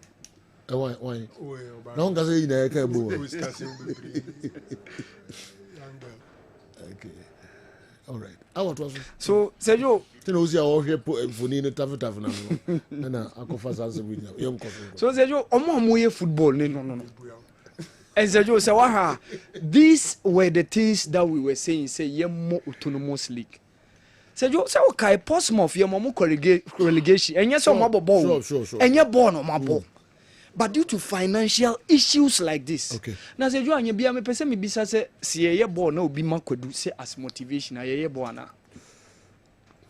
esre why na share no yentimi nka omo nyina mbom ne enya combine yenya very full force of factor say yema bibian tutu ye ne yema ebo okay ne make sure say ye be ya de na ye kra behwe na sponsorship aba ne tua players ke ye no maka ezejo fa autonomous league kotokoni has a fight on this course no me other leagues clubs you know say jo me na me join that call I do say won't you test can you one thing na kofi and no say no nti they must join because clubs no so munis count that's it so say you ya dream say be football no because say autonomous league ne baso na say you imagine say league no yenya ye wo independent body or manager de no na ye ya de na ye kra be ka say omo autonomous league ade e betimi ama autonomous league na baso no clubs no nis come be tua so what no be no so say you what are the necessary measures to put on place here alternatives you know so last time we be descending say why is me more 10 team league na say Scotland ya bia mo 12 team league see the measures be put in place no bia on team in Cheska yen free or bia be ready yen fani shem we be ka be 5 clubs yes it so be it let's play say be ya de na ye kra be na Ghana football na a very good product league na a very good product na e betimi convert the brand of the Ghana football into cash na sponsorship beba near 2 players car say you even say 5 teams cry yeah I see she say you more this 18 team league she ni so ye kwatre kwa o konso na so akwa all right so say you kwa no so akwa ngomra na tre unsem no yi ma so won sempi yeah how the ebebre okay do remember that this is the second time as Antikotoko player is being stabbed to death sir. That was goalkeeper Robert Mensah. He was stabbed to death before a Kotoko Olympics match. There been I know the name for ball home. And then your pack as him there. Omoachi nyebia no moji Robert Mitia say okopata ntokwa no so. And I stab but the name for match no cry. Debbie. We different cry. Okay. enti mame nko twia heba na me nko di nko kakra ho me ba ensema esisi enra Honorable Kofi Adams, Minister for Sports and Recreation, okusia FM penning for ensem kakra course ho no na ya bono tofa e di ebrebo e be hwedi nyina mu na kwa make the other local stories no atoa so amaye otwa heba si jane shiwa wa na obeba yes Seju ijana si obi masisi wa she blue abetena ho enye ize Seju yes me ntie we dey na de me ye nam kruma na ye gi samba papa na fence no krepa ai ye gi samba because aduma otwea heba ebo enwanwa ne bro adwene ne ntiase so da me nam na oba bi asema woka maye omugigi susu bi na wo hia me o se de otwea heba pada ayama me ni kunu no me kasa me kan ade bechi Seju mame na wase na anopai menchia wahwefo ani watiefo na memfa wo munko Divine Hope Herbal Center ya so ye no Kumasi Melkro abusuakuru ajanshin Kumasi Melkro abusuakuru ajanshin na ye ka Divine Hope Herbal Center dia aduro ba ko pe na ewa adwaman so a eba obi atirim eno ne otwea herbal pada na mamemfa ye numbers no any kind entudwa na ebi obi tie mi obi hweme na opeba bi obenya saa ye nyuro yi bi ato a ono so efre ya watimi anya bi numbers ne 0591 56 55 57 0591 56 55 57 0551 82 81 21 0551 22 82 81 and 0550 63 90 37 0550 63 90 37 me pacho eno ye WhatsApp line ti se wutie mi na wo hwem na wo amanone a obetumi de audio na fa ho na wo ne yen edi nkomo ye ka otwea heba pada da bia de meka ne se ye kamfoma nipa bia wote nka se ne sisi ye ne ya ne sisi hu mamu nyina atwetwe na ne sisi mu ago e bia enyini nti ama wo sisi eye wo ya e bia prebi ama sisi eye wo ya e bia adwumadi bi nti akofa sisi yade abeto so ama woje wo ho a enye o sori a eyesu o nanti a eyesu ni nyina ne se sisi no asuga sisi no ajonku saa wo nipa no na mekamfo otwea heba pada ma no sese wonya otwea heba pada no watiti bi gu nsuohyem no woba saa sisi yade a atena wo so ache ni nyina no eba beko na atuase na wagina brane se oba ana bema na da bia de meka ne sese wo ye bema na sisi yade ebetena wo so cha efri emfie mienu ekono na wonya guy name ewo ma no ho Mr 2 minutes efise bema ko esinani ma sesi a petere pio na wajem sisi yade atena wo so acha mekamfo otwea heba pada ama wo kwa me wusu afei usu utie me ebia kokonti opesa wani kokonti sebe ubeja wona agbonsa ahoro kakra kokonti ubeja wonan ubonsa kokobo ne etweaba na emoja eba koko abetena wo so ache na wo yoba ana bema o kwan wo minimu a da bia de meka ne se saa nipa no enkoko wo fie hu na no wo dwane efise watu takra wo fie nyina anu na sum efise o kwan ne minim kokonti saa wo nipa no ene se wonya watwea heba pada ne se watiti bi gunsu ohiem no obobo na anopa saa koko yade a atena wo so ache ni nyina no wo so eba be firi wo so na wagina brane se oba ana bema ne se koko yade ebetena wo so che ne se wo ye bema enche na emano ama guy name Mr 2 minutes wadresse kama utua kama de nanso sisie no anya adwuma se de se ne fata efrise koko abetena wo so age sisie no aboso saa nipa na mekamfo otwea heba pada ama no afa woni pa bi so tie me okochekere ne nsa no okocheke yesi ni BP no ekosoro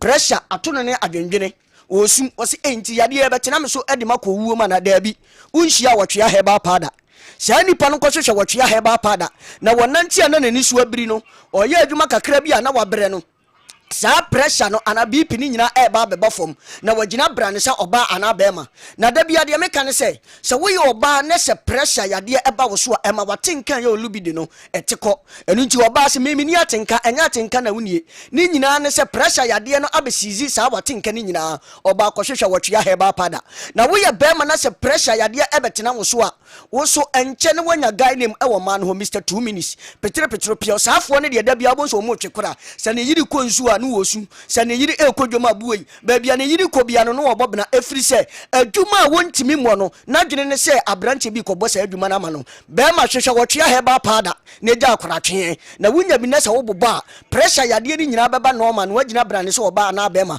da bia asɛm a meka ne se wɔtwe heba pada se wo yade na ma wo extra energy bi se be ma na wo kosine ni ma watimi apem no wapem akɔwanim afa onipa bi so tie me ya free sabe ne to ase ebesi ni nantu no etwe no da bia me se edin na ede wapabrofo din bi ede ama no se de doctor sika no ye se eye sciatica ma me sciatica no enye obi din na emum yade se wo hwe na se sabe oto ase etwe mbesi wo nantu wo tina kunwa so na wo sori na wo tu ahwe wo da na wo sori a obon se wo tu ahwe obi wa obon se ne nsa na ye titiriti na ne na ye titiri wontimi ntina ka mu nche saa wo nipa no na me kanfo wo twe aheba pada ma no aduro wei enka enyanwono anuane se wanya bi na wate egu nsuohiem anopa na wo bo asaasia tika yade a abetena wo so wonsa aye titiriti wo se anansi acheme anansi wanya police ni nyina e ba be free nipadua ni mu esansa wo twea he ba pada eye entini ni mu adwuma ma me de e koso wo entini ni mu a etwe no eye mogya na enya kwan eni afurusa ne e wo entini ni mu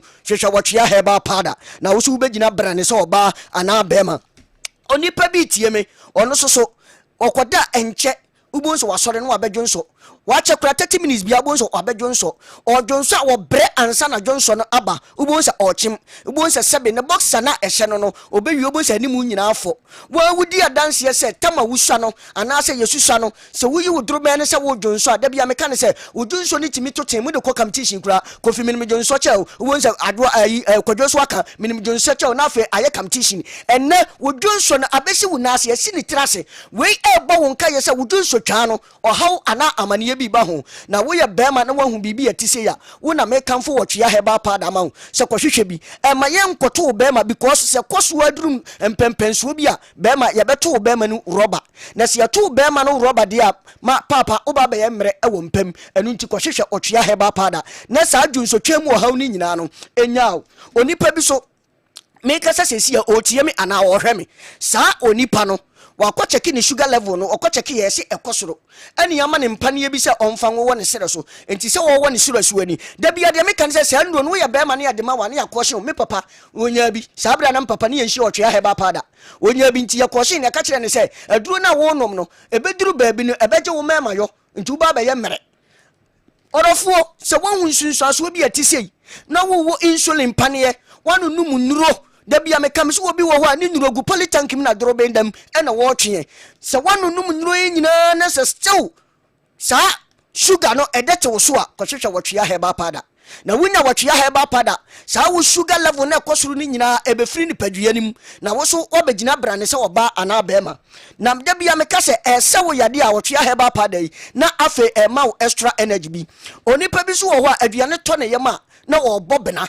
onidi so a na obobena ni nyina ne se yese ne yam no ayekuro ubonse ne boa no na ahwe no woje ne ho a enye yese obi wo so yese wanya diodo na osa abeto ne yam ame oyama ayekuro ni nyina no me kanfo wo twea heba pada amawo sese wonya bia obobo a saa ekuro na aba wo nipadua mu yafunu no nyina no ebefrim na wo so watimi adidi se oba ana bema afa ubonse se saa yade ne eba wo so a wo yam be yekura da bia me kan se etimi affect wachi kase na da ho na wo ye bema de a ema wo be ye mere orofo ema em affect wachi kase no de da ho no kohwehwe wo twea heba pada na se wonya bibu ba saa ekura aba nipadua no ya wo yafunu no mu na ebe so wo kon ama wo kon ayere tan ni nyina no eno so eba bejaawo na wagina brane so oba ana bema da bia de me kan se wo twea heba pada aduroi esa wo yade no na ema wo extra energy baako eye 10 Ghana cedis ekosi 12 cedis e depending location na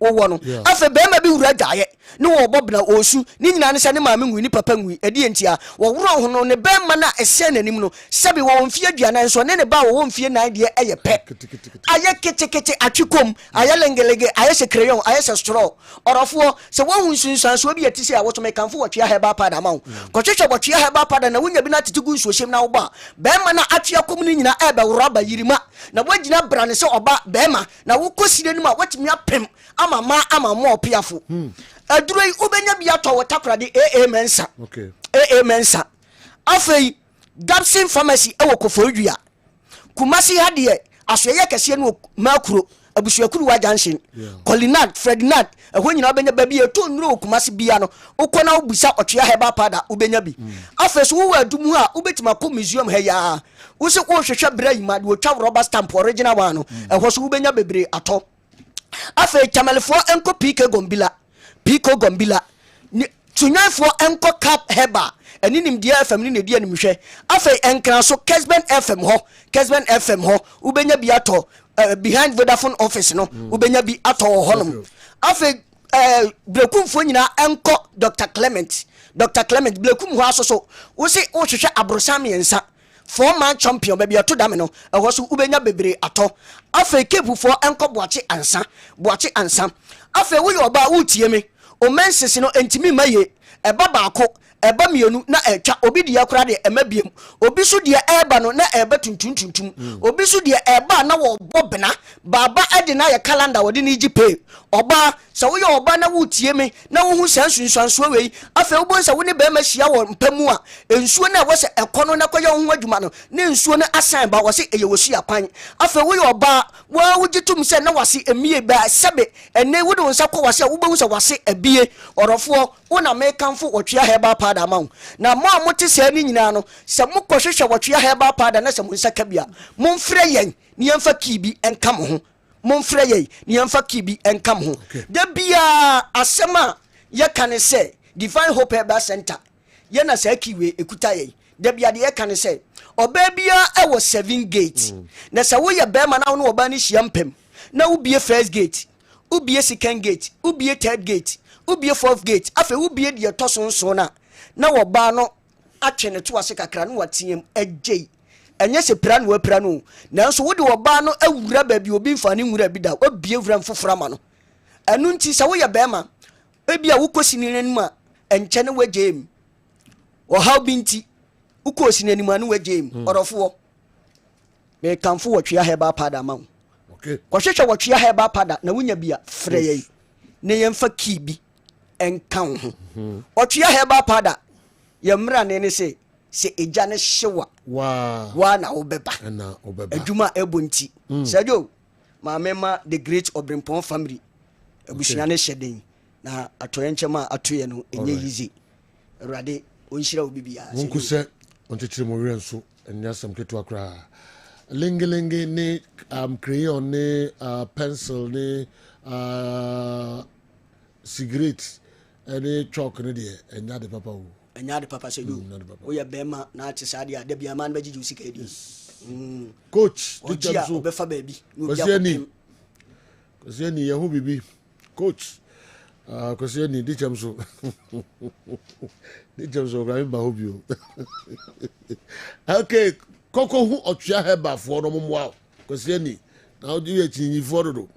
All right, here to also at the Amamo Kessben television, Kessben 93.3, Kessben 92.9 Accra. Nafi awa Muhammad Adru so say obetrase na ode no enso ebre kwa make the local stories ni pi ebebre ye na obi at the message we me hwem quickly na whiskey em say okay me kwaba na me de aka nyina enso abeka munya botrem ni nyina abebre mo Spain burger awa ba be kasa se ya na we kika no hunsem bes nya de a da obeka bia na magia tum una yewo pictorial evidence doko ye nyina no e videos na de o ni ma de we are no frame chiri se na me de na sema ba oza onim be nso me mfa wasemba o na o to go for mom information ni to de se o kra da won kan no doko ye nyina na da ono oni but e dey the allegation be sa to be so wo afa chiri no aframe ya semo Spain burger subano aisa. All right, I wouldn't know. Is a continuation. Na medical share say before say Ochieba. Say under 20 AFCON na ye ba be ko ewo Ivory Coast no. Was the draw procedure no ba we countries say qualifier ye be ko tournament no at least ye may see out during the last edition. The last time we were there was 2021 when we were champions ewo Mauritania during that AFCON under 20 near Karim Zito ene Fatawu Shakomone any the likes of Daniel Efri Bani and more qualifying. So this time around here, Cote d'Ivoire. So 13 countries and you. Interestingly, we have numbers near odd. Last under 20 tournament to Yenya 3 groups. So each group be near 4 teams any them. But with the increasing number now echo 13, what it means is one group benya 5. One group benya 5. Now the rest of the other 2 groups no enya 4 teams. So say you both group stage new we are top 2 teams no are qualify automatic. Afe near he omo amobe di third no near he eyi mo best 2. No mo na ba be 6 no amodi can qualify no.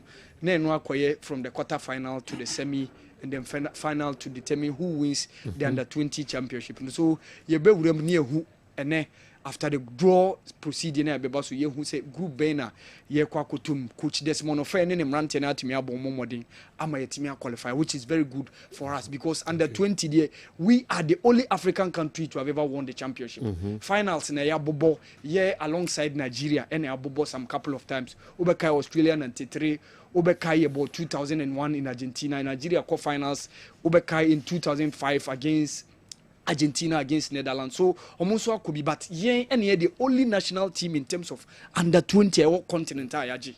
So we heard him say, young guys in a bit me modena at least yet me secure the World Youth Championship. No, that one could also be a very, very good addition to our team now. So you okay to Filosamuzu under 20.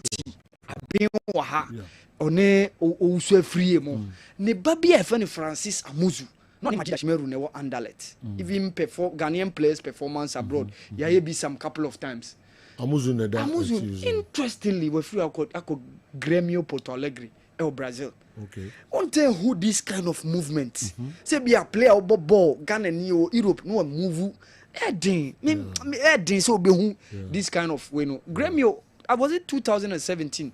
Omo reach FIFA World Cup finals. And omo bebo omo ne Madrid show mo. E honom na this Atamelo free ebe join Barcelona. So Francis Amuzu akọ join. Interestingly, after only 20s mo. Only Madrid Dashimeru ne underlet, but what decided so be movie. He's one of the guys I know no obomo modern pa e underlet ba. Say you NFL na Philadelphia Eagles e win no. Super Bowl. Who say na America more one culture be the obe winning national championship be say ko omampeni asoye. The White House. Philadelphia year 2018 omo winning then time na Donald Trump na president one omo and nina boils down to near national anthem ahead of final say ya and a players no say omo form one sam ammo omobo e one Donald Trump criticize you so say you at the issue baba and because even in 2017 when Golden State Warriors won the NBA almost decided so monko and of course when said Donald Trump there is an issue allegedly among phone show time ni patuntum so ni nyina timi adidim and no mo bisa mo owner say afi o mo be kwana and say you adene kunkon ho. Yes, I didn't Trump now. Only the first sitting president to have ever attended any NFL final. But due to issues now, I war Abiba some years ago. No, I'm adino kunkonho. So a lot of people are asking whether say they will make that appearance at the White House to visit the president after winning the championship. No? Wow. Oh, so culture. What happened previously? Oh, for me, and Trump now the first sitting president. Yeah. About a grace occasion. Yeah. Can I advise you? Me adia why no mo dia hye nani mo nyama ko ho. Okay. Say we ne de nipa de yetimi fom. Ebia nsem bia nipa betimi aka. Akomato ye bana ye pa ye ho atwom na bibia. At least even for making an appearance no. As the first sitting on 47 president in the USA now. Okay. But munye bida say ye adi bibi say no man penny baba e bin sida. So I think say if they base that up on that normal de kwa I think say be boa. No jafro no omoko ho on the key advantage now of Van Gambia. So, no, the same Kikadi. But the last time, no, after 2028, or no, so called. Doesn't you know? You know what you about? Yeah, can't be season on Macron. Okay. All right. Yɛntoa so ɛfa ɛma Kessben television sɛ mekɔ Dr. Dawood aso mefa nkrato kakraa bi aba meba Mr. Kofi Ziko ɛwɔ studio ha ESCO member CEO Bechem United ɛwɔ ha ɛnɛ yɛnyina yɛde dwuma ɛbɛkɔ so ɛwɔ ɛyɛ kurom ha Ghana Football Association ɛtu ɔmo nan aba Kumasi Asante Kotoko hɔ na ɔmo abɛdwendwene nsɛm bebree nso ɛho wei esi yei ɔmo nyinaa no ɛka bom aba na ɔmo ne Asante Kotoko abɛhyia ɛdi nkɔmɔ nso pii yɛfa commercials kakra bi abɛba yɛbɛtoa so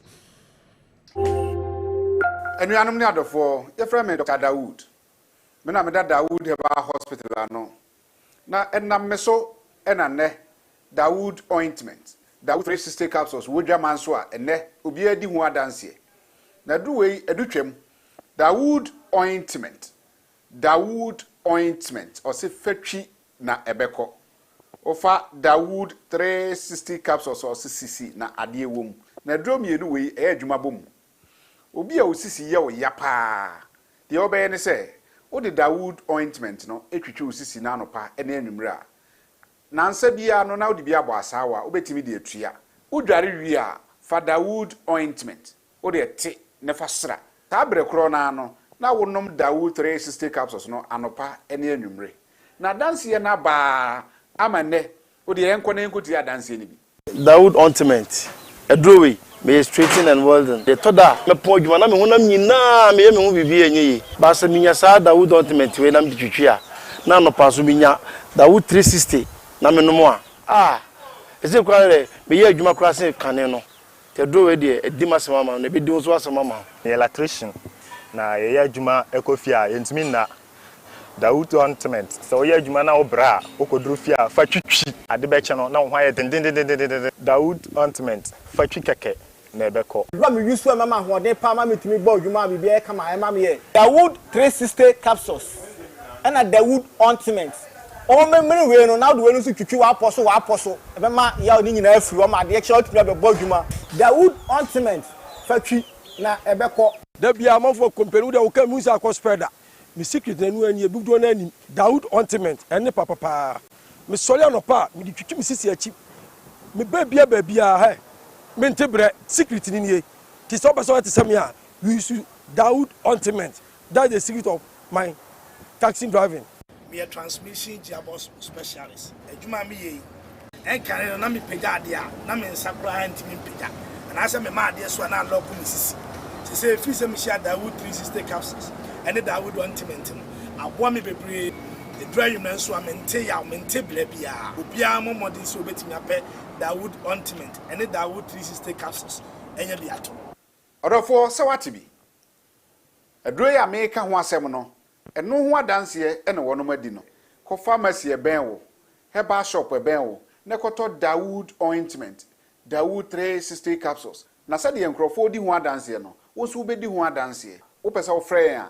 Eno na wo screen ase no 0244 88 64 37 na 020 168 1717. Baby a yeton aduro wo man Ghana mu bia no o de wura house pe Dawood ointment and Dawood 360 capsules.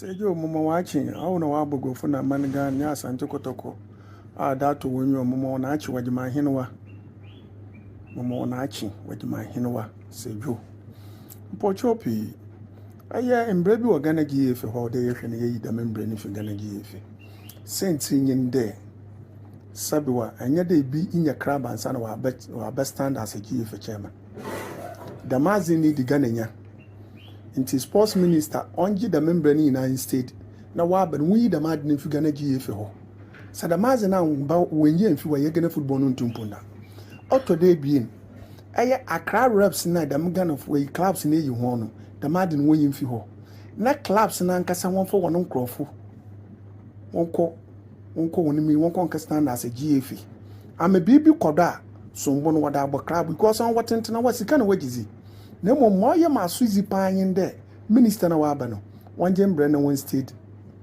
na wonyi da membre na wachiche Ghana football na nkrofu bi bebre August na yemfo nom na ade osekufo wan nom na ade udon nkofo wonyimzi ya especially August na yemfo na nkofo bebre wobuto waje wonyimzi ina wanya asia abo wada abo Ghana football nti yanhwe ne yi da membre ni mfo yi da membre ni fiwa ye bohu nkofo baba pado oba aboso mama Ghana no football no wafa ne tempe fra meda asenya menka ho no abogofo Sergio, good morning.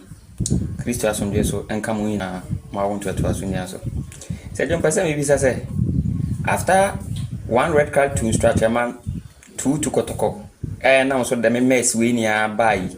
Still na point no, a construction man while I say CCI. Eh, I will say, Joe, Madame Wase, money I mean, Yejuma, amen. Sergio, good morning. Sergio, Unia Kubo Dini, Sergio, my memo basso. Yenua pole issue by ceremony abua ama ehwehwemu ne niam ekoso no Sergio nyame nhiramo na ye nkoso so kai adofo se de ye kan 1 week no mumie nyina ye nyitwi trada na ye meta suachi na dwumadie no nkoso wano Sergio uri nyame nya adwuma. Assalamu alaikum Sergio median de Nuruddin Olens and Samuel de Koso ne Matthew Macau Kotokone Efefwe. Mi pole oye mi yonko pa even da Kotokone Lagos City's ball match na mena na wa pakso.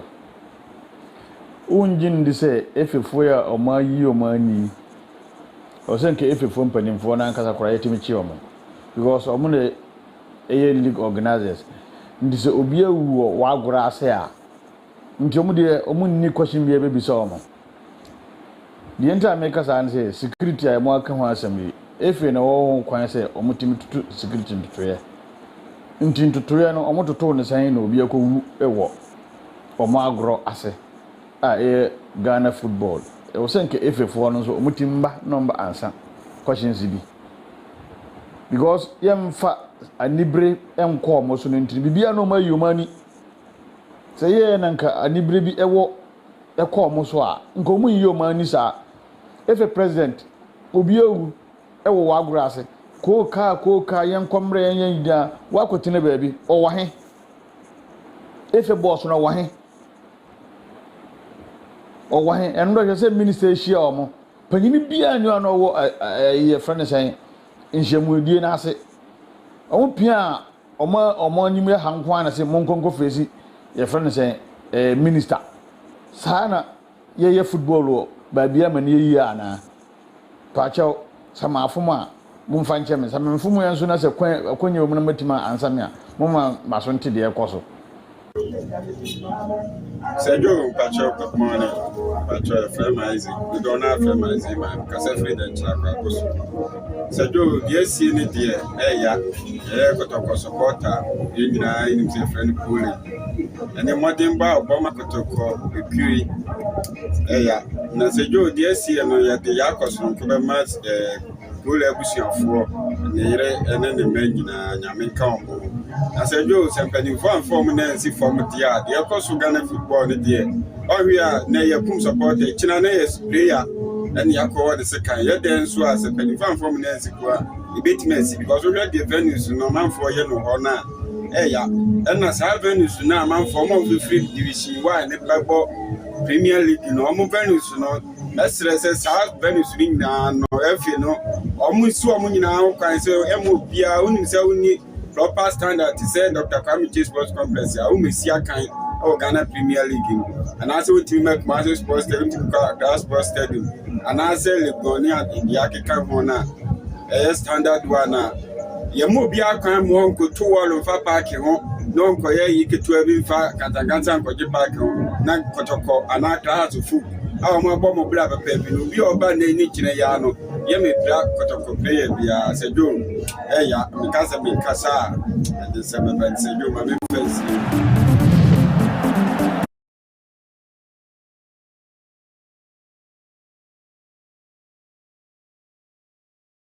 akwa biom de aba midfield action Kessben television. Yeguso twendwene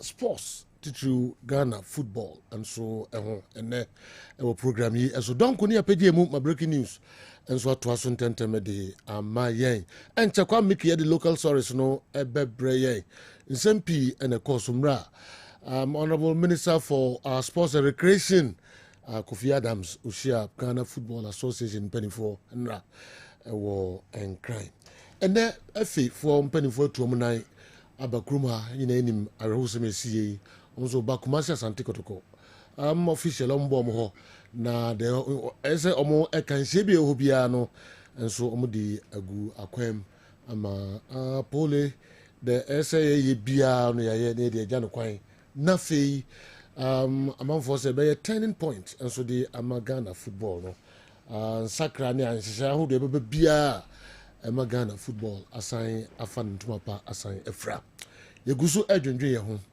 ora Kofi Ziko ewo studio ha Kofi achampon achi enso ewo ha esisimeso esisimeso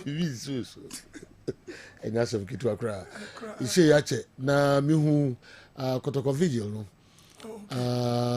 na chese ube represent Bechem United anase eyeden na ba ase chechiremu kakra yehu ana wodi nsam eto nsenchofo anim ne obia anim na fe usan kuta mensa kakra na usan akase bia shoto eno ko fa sempi ba okay me that's you chechiremu kakra wa hwe horo ye ntiase yes Kotoko vigil no Bechem United organize here in solidarity with Kotoko okay mo ye ni Bechem ye no Bechem ndi initially no kwa na me the car the chire na mu say no eja akora o say me so me see na ntikita me kendal okay ti me dan car no ma akora bi na me di a chire bi nti ye ya di kovra we community center okay nti wona na anuni ana say no ni area yes anuni ya nti wona ama me de to womanim na me advise against hooliganism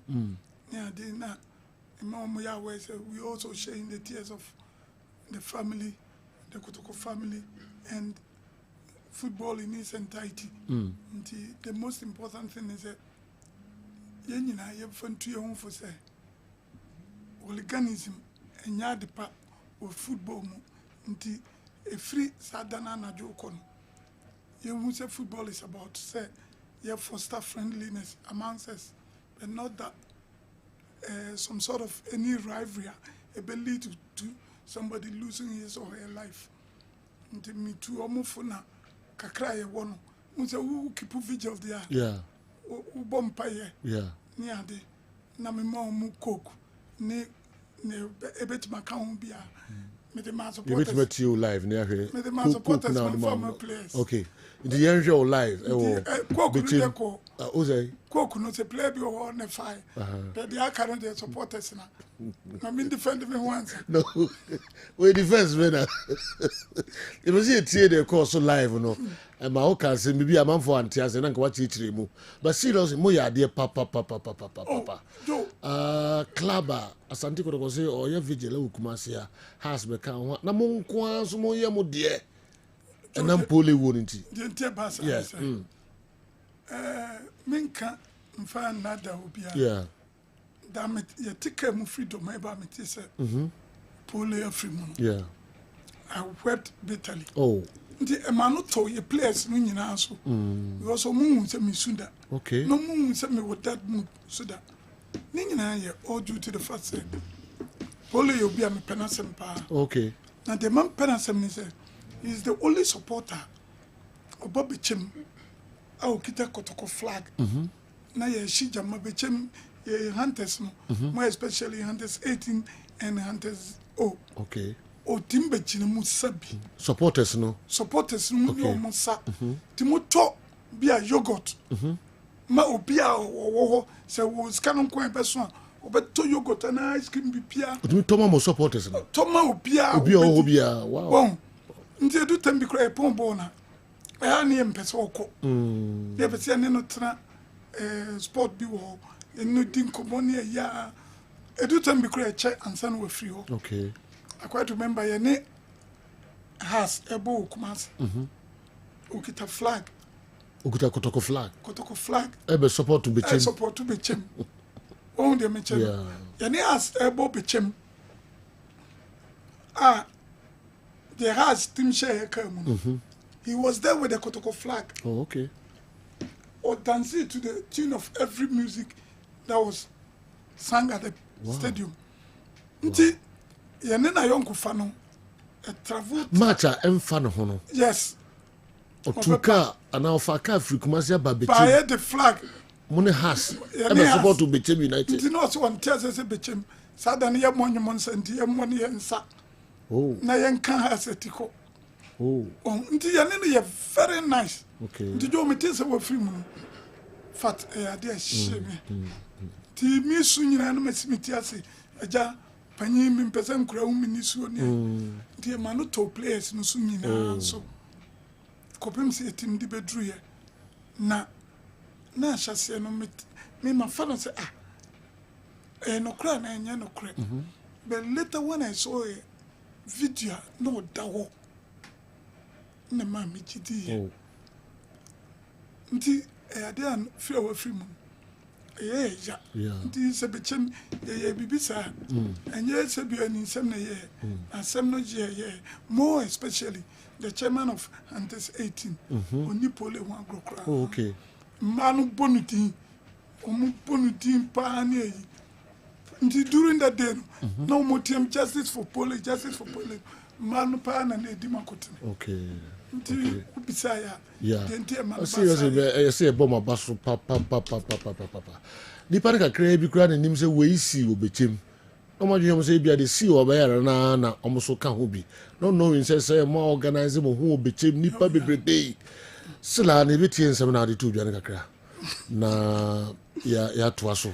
Yentie Ura Koviziko, CEO Edema Bechem United. After Vigil. My idea man so many pa. The second I like to say apart from Kumasi, Bechem United being led by Antes 18 in the BBC. And Antes in solidarity with Kotoko. If he says savage way am I, it will go a long way to affect the fortunes of these two hunters groups. Only pass of a trouble. But unfortunately, okay.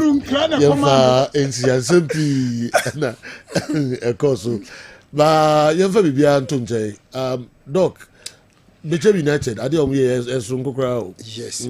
A high display of solidarity.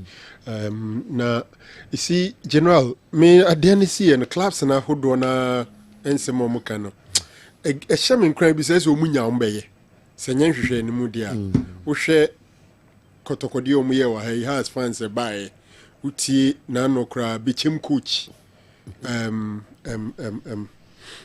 Lord Mukochi kwakudanso any the Bechem for you we and utie fans around the obi agidi say ne fellow football fan better than kwade. That is not the way to go. Na se omudi osie be yoyo na 3 points ni nie umbebu mani agusu so mpese omoma peri yo ye adwuma to hell with the 3 points na no ni asem. And no ni asem ni na sitting in your air condition we can speak well. Say bia 3 points they can speak well. Utie some club officials bia and normally your casa come near they drew 3 points na ubekasa come na tiesi omso. Sometimes ask us papa ya obota casa fine say ebisu die no mum die mpa ye ombekwa akoshe nkrofo kutu pa. Yeah. So folk it's just colorful. Yenti has for no so kakra.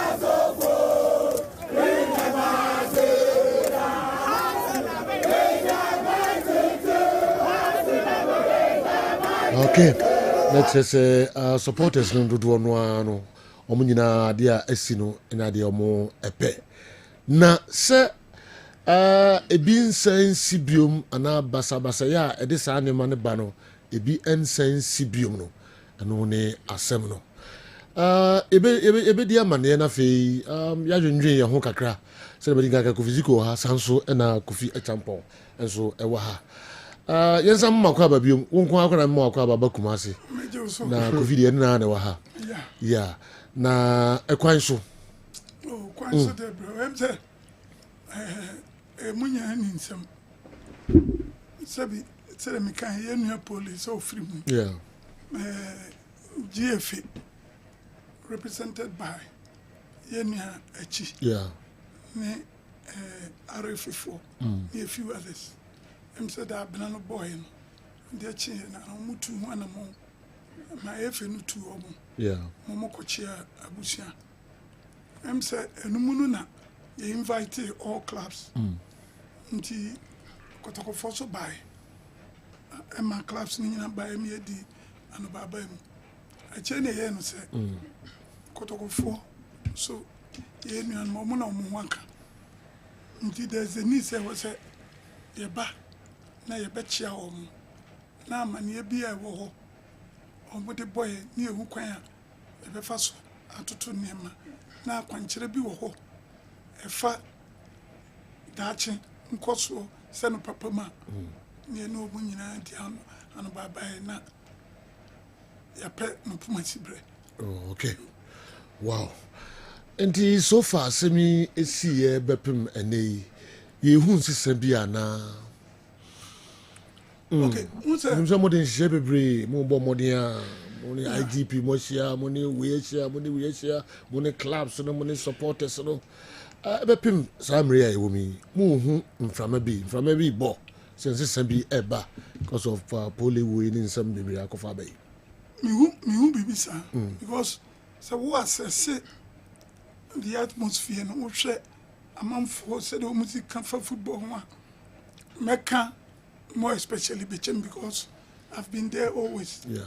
Na ma hwe more response to certain it must say assistant am bebre minim say going forward no o mu say enu na free mu a eja bebe nkaidum the amamansan am obi ehun say yes. It was a Kotoko fan who lost his life and brought sanity into the system. Made a sign because when him so be to know. They say, I know the police are going to up their game because I do tell me cry time I boboli. Obi ye from so be sabi obi ye mistake. Now catch the police and say me person what you was say my casa me protect officials. When we met the security coordinator, we made her aware. No, so can say idea a volunteer says one also I communicated same to the colleagues. Saying any say CBM. Na rather no crano in the perimeter no. I would say a kituabi than say supporters no money. Indeed, which as say, o Matthias say, a chile will get and no the necessary search in here before you even get the chance to come to the stadium near Inina. Ombeye. Umusa na wo ho abrochire omoye. Be relax kakra. Mejetum. Nti we amana ye asuan de bi say e wo say ye say nyina because unim da asembeba. Na FA in the wisdom of the FA and other stakeholders so suggestions are yakani nyina bom. If he say ebeboa pa de ye aba. Because match day safety and security measures rules and regulations no meaning say after the league the beginning of next season no can statutes and you don't move properly the way the chairman for to serve say yes it is serious and we want people to conduct themselves very well. Okay, ziko ndia be yo say ayo nwanwa say immediately after pole way na division 1 league centers be violence assign ACC ho ma manfo prepare ni ade say gadgets and ngika ho It is a sit down no in free in some system or violence I would know. Oh Joe. Adia be man as a deterrent. Yeah. To those in the habit of doing that. Nisa tempia you be punish you severely. Won't they mention? Yeah. Asem no ba sha se no ye pejana kakra pa awunim say yes. Ekose be hu abie no na almost often almost stands. Intimidate I will urge the police. Na he for na soften almost stands. Police. As for that matter, I must be frank with you because you bet you be what we say nipa na ye be we dey no better self adechi we say be wan chire no na ekwe say football matter you forget it ntina emi dey security coordinator no tu nanum tu say omo be apply akosi awieye am ye won say we deserve punishment awon sabeka ama achita for no won say yes eni say me kopaka me yam from so. Okay. But I have the confidence. Me make it suggestions way, and it's very important and dear to me. If you know, clubs ne boni na BBT's affiliation fee, almost sponsorship some kakrakan. Me suggest say yen says can be say for security, so that we enter into a serious contract or agreement with the police. Premier Division your match is say neighbor. Every club at TSA. Yeah. The police in said they say Oba Park and so. There wouldn't be the need say 13 and by a train 5 for the count say police for no should be up and do who say definitely you were joining because you are doing ska. Yeah. Now acquire an agreement or contract between the FA and the police so that in the discharge of their duties, no one say you breach here. The FA will also capitalize on that and punish us for the breach. Say, no, sir, not a police for no, actually, almost say decided, say, your park and also no mbejina supporters. Upset the air coswa. Me visa near Maso better. There can Chelsea referees. To me, officiating has been very fair this season. Very fair. To me. Okay. As compared to previous years, this happens to be the best. Minim the best second round because what I really made the first no ban. Became United as na okay, and general okay. The so clubs no complain every week. How many complaints? Matches with TV so. Who say the BM there is no club administrator who can say he has never enjoyed the benevolence of a referee. Okay. Referee abua most of them no be enye boapaye na referee bo wa bon jo boapaye na say bon be a bon pa be a bon but this isn't there me who say omo adwuma no compare previous seasons this season is just superb. I see. Yes, because this season became meant to be kasi so on the match my matches be with TV so me share officiating no fine we better menya 1-1 bia ankoye neade but even yam shana say even in Europe with the benefit of playback VAR at times munya no wrong so on the match at times VAR no munya no wrong ntina ama say omo lines no nti edu tambia referee be mistake say boapaya there is the complaint form feeling na yam punishing it's as simple as that there is nothing you can do apart from that football no say be boy the mranebo nti do well you go strictly according to what has been put down me the feel say sabeboa but for now the officiating is fine. Now supporters no, I believe say Rome was not built in a day. Yeah. And the head day I will recalcitrant ones. My problems. But I know things are definitely going to change for the better. I say police for no come started cheer. Now what is here doing you be to me 6 months. Okopaka wonyesa. Okay, Lord Zico, CEO Bechem United, on also Osanye ESCO member Ghana Football Association, Neneno Bonkomo. Kofi, Bremwe, and some of the minimums I would want to ebe tutumwa nafi issues here and there. Mane de say nyanse be wusa mo kwaso enso mu nyina ma tuntum adekonti amo afifo ni nyina wo kroma de emse nyina no yenim na se meeting agile meti say 11 na musia asande kotokofo no mo de ko massa time na I think you push it forward kakra because Nana engaged Kotoko chairman. Okay, Nana been crying. Okay, you could go ahead and meet other people, but no person or part of the meeting and is engaging. Okay. Yeah, you trim come up in him. What do I know about issues ni bimo? Adiba kon alam kakra alert and basically from the weekend in Division 1 matches the equation to win fine maybe the Ghana Football Association should take a decision but sebi imperious in a two-way do you know way and what's a funk narrow na Antioch ya Neniako was what I say you need Laka diao Neniako was ama na ni moje tu ko Jola kama yifi ho na mso me kosa na me de mani san ko was you should listen be you should listen because time be had the chrono yes maybe a GFN case you know the division 1 they are too good but on the crack tells you something or they are too good just to resume probably they will go about doing the same thing and then na gidigidi say nipa wu ukobo match then we hear the same thing e dey nko and I could feel can say arrest near the no koso we ensure say police ne be che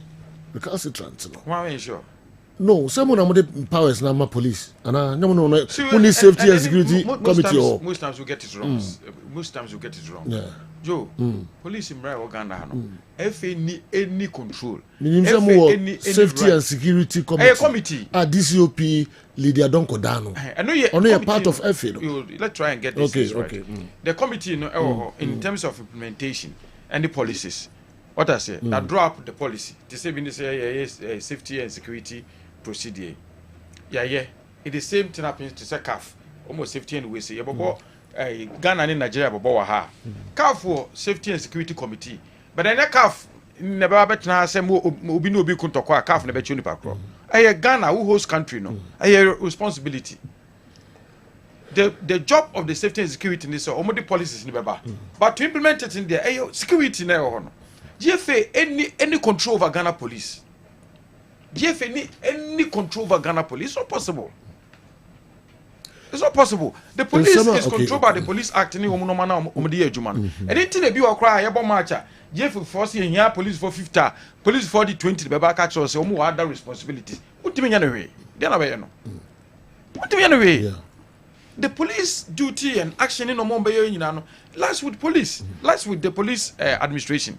Jeff no partnership. Yeah, I say, and then is the civil responsibility of the police to protect life and property. Enti ebo ball I invite you mo nti Joe Cross or your party na officer party o ye nipa be ba hwan ya wetima cho letter come police me party me gide si nipa be 100 be ba na hwa na gede enti police from some mo ba mo ban police be ba bo ho ban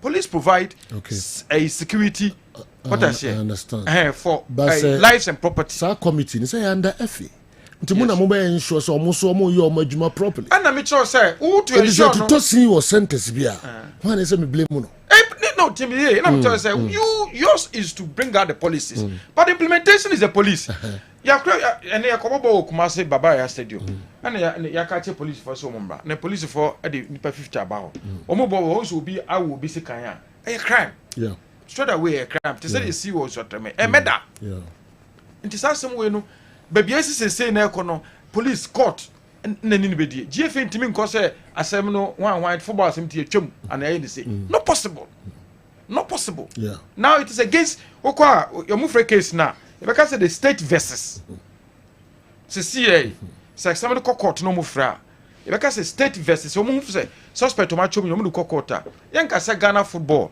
or Ghana Premier League or even Asante Kotoko say bia you know a supporter o make us the state versus because when you are buying na nya asem bambo ni no manoma de aban into we dey kwa kwesere ne say ball aye bo no nipa ba ho gidigidi enam say ye we ntino bra na babo ye ho ban me here nipa 100 se police case nipa 100 ye nya e di 80 be ba wo se be se me producer untimi for so be. That's why every time I appeal when you took over office our first thing to do you appeal to police say your sports policing unit was certain countries they understand it proper they understand it the best so into match be a tension ya high club no untimi start control crowd control no efi echi air Black Stars match umutimba Virginia Black Stars match umba Virginia how no dia basis enye dia fe na chiro mu do munyo police now they decide to say what is the plan for a match ekoboy GFA does not direct them because they have the responsibility to protect lives and property. Who can category A matches no?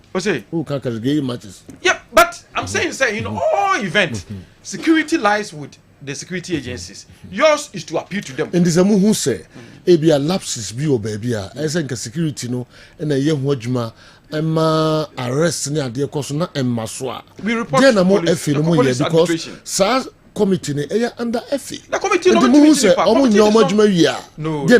No, but the police the security safety and security committee is not clouded with powers to arrest anybody. They see Baba Yara stadium now. They see Baba Yara now. Your chichi supporters be as assembly court no. And him for the mass arrest na baso. The police na chiumo. And the say police na chiumo. But one play role be a Ghana Football Association. I don't know. You and I say you do the policies. Policies is say you know ya komobo na say club no make sure say when invite police aba. And you say club no supporters say fine say into all the safety and security all the say club no I'm not watching say club no ebuso baby anything and man ko ban sa na wo punish no they said you see here safety and security reporter ma GFA we say ban fence instructor stadium so we ban instructor stadium then ebi kwampa omo no na safety requirement no mo ye no omo but after that at the corner say omo nye ya the safety and security committee recommend to maybe the executive council ebi abejo license from musem license for so maybe on ball no na beje from musem but to say Felix Blewu na say to say omo forming the security way so it just happens that the chairperson police ni but ordinarily members of the GFA Safety and Security Committee, they are not clouded with powers so much nipa. Yeah, a committee. Continue. Violence that these CC preaches is not as well. Omuni bibia kafa hon. I just told you. When was some year came? Yeah, but that's my answer. Sanka say omuni control. I will never say so. Me say. Yeah. Omudi is to draw the policies. Yedi control the violence. Into why emra say club no mumra nie emra we mu nisu say be ya ye bobola ntawantawa ne wontu wontwinsi me patwa ma say every day see all the time into more as every role be play that was a question and one me you know yeah but I say na say fufuro na was aka minim yeah because I'm answering you no me convince na dia na what is your suggestion the mesem tell say ensema ACC or pitches so nipa prepare referees me or referees let me do on pitches near they bro me bi moja o say arrest bi ankoso efe so na organize competitions you for arrest and the arrest bi ankoso mo so na mo organize competitions ni na dey na mo ya fa ho yeah na me trust I just told you first of all I want you to understand this ni ye 18 ni under system say GFA organize legal security lies with match bia no lies with the host anything a CAF organize and a FIFA organize World Cup qualifier there a FIFA tournament and a FIFA for organize so Ghana only charge about match but provision of security lies with the home or host country when our bay say say CAF at the AFCON by say by organize security normal will be provided by our local police but say the CN was stadium no she share that home any regulation will be provided by CAF. Yeah, the my police say and I no. Into here the end say what she say security mrano. And the my collapse and say security no. This is what who follows animal way be BNC. But when I'm organizing matches. It mean blame security no go answer lapses be bad. I feel so partly be blamed. Oh, they better make a blame. Yes. And I make me run away from that. Okay. But point now what you say I don't know much you man I'm saying say the security committee is not clothed with powers to arrest anybody. A police na chinipa. And next CIA as a man okay. They say you know this is your commercial do more court no. Omo court there's assembly between omune GFA between omune state. Yes. Yes. But what must say? Yes. So commit a crime. This is some ya akoya and there was a Sunyana court and I saw Tama court. A free case now.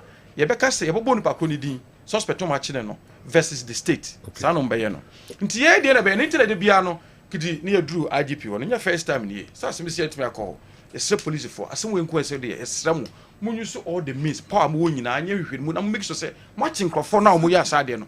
Na mu mamra ne nya adwuma. De mra ne se no mu mamra ne nya adwuma. GFA entimi famra ne. But omu famra ne nya adwuma. Nti e basa mo be den efe. Who the any say report to police? Go brand e brunkofo. Brand e prepare. Oh, FND dey say nkofo gadgets. Nti mo dey ma police ni keke na security for. FND ti o club kro na wo constitute saade no. E be one asi. E dey ma police na say we. De bia sa na wo ya. FND ultimate jo license for me say bo kro on bo ho. Betuma you home na fit ho. No da ko ho. E woni mi na say ti ase. Easy target. Bibia be se bia GFA. But I'm now Ghana. Yes. And the law must work. And the other Russian in some so all ensure say Mrani Yejman, Wamana Yejma, I say a Siwana. No. Yeah, dear no. Yeah, regulation at the board in 10 years. Because the police and your part of we say no. Police for the collaboration I know no way. But club no and the shower say. Club no watch the shame run at the man. Club no this who if a bit punish club no. And I punish individuals no more club no. Ban, fine, say. But the bus yen chinipa, if I no kotum, if I no court, Ghana police ejuma. Obisha, I want to ask actually this question. Imagine Ghana versus Chad plays a game in Ghana and away fans are assaulted by the home fans. Who will be held responsible? Ghana. Ima Sepasi. Why assault why? Away fans no home fans no attack you. Ghana. Why they be holding responsible? Ghana. And knock off. Yeah. Yes. Into Ghana, FA count. Oh. And I want to say, a pass at the GFA when I was born. No. And this sense, so Chairman got to go ball. Now, home fans attack home fans. And so Chairman. Yes. And not GFA. And I want to say, yes. So Ghana and the Chad Bobola, second organizing. And so Ghana supporters, both Chad supporters, Ghana never will do responsible. And I want to say, the matches are cost now. Yes, say, amount for cameras. Yeah, bro, money at the end. Say, security, no.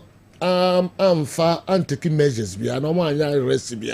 No more Janus are dear if in no, all matters never GFA. If you take it was sporting aspect of it. It's my about home. Sporting aspect. Yes, because for example, I'm about home. Me the cameraman about now supporters are born anyway. Yeah, you better find no camera. No one when you better say charge you to the club. No club name tia after 2 weeks when tia I'm making a point. Into what about me? GFM ran the bay no. But so I bo be I say ye chion pa kono tumu no mana. You report to the police. The police is taking it up. Because in some ACC was sentenced ni bebre. Again to me hold you FNO directly responsible for them.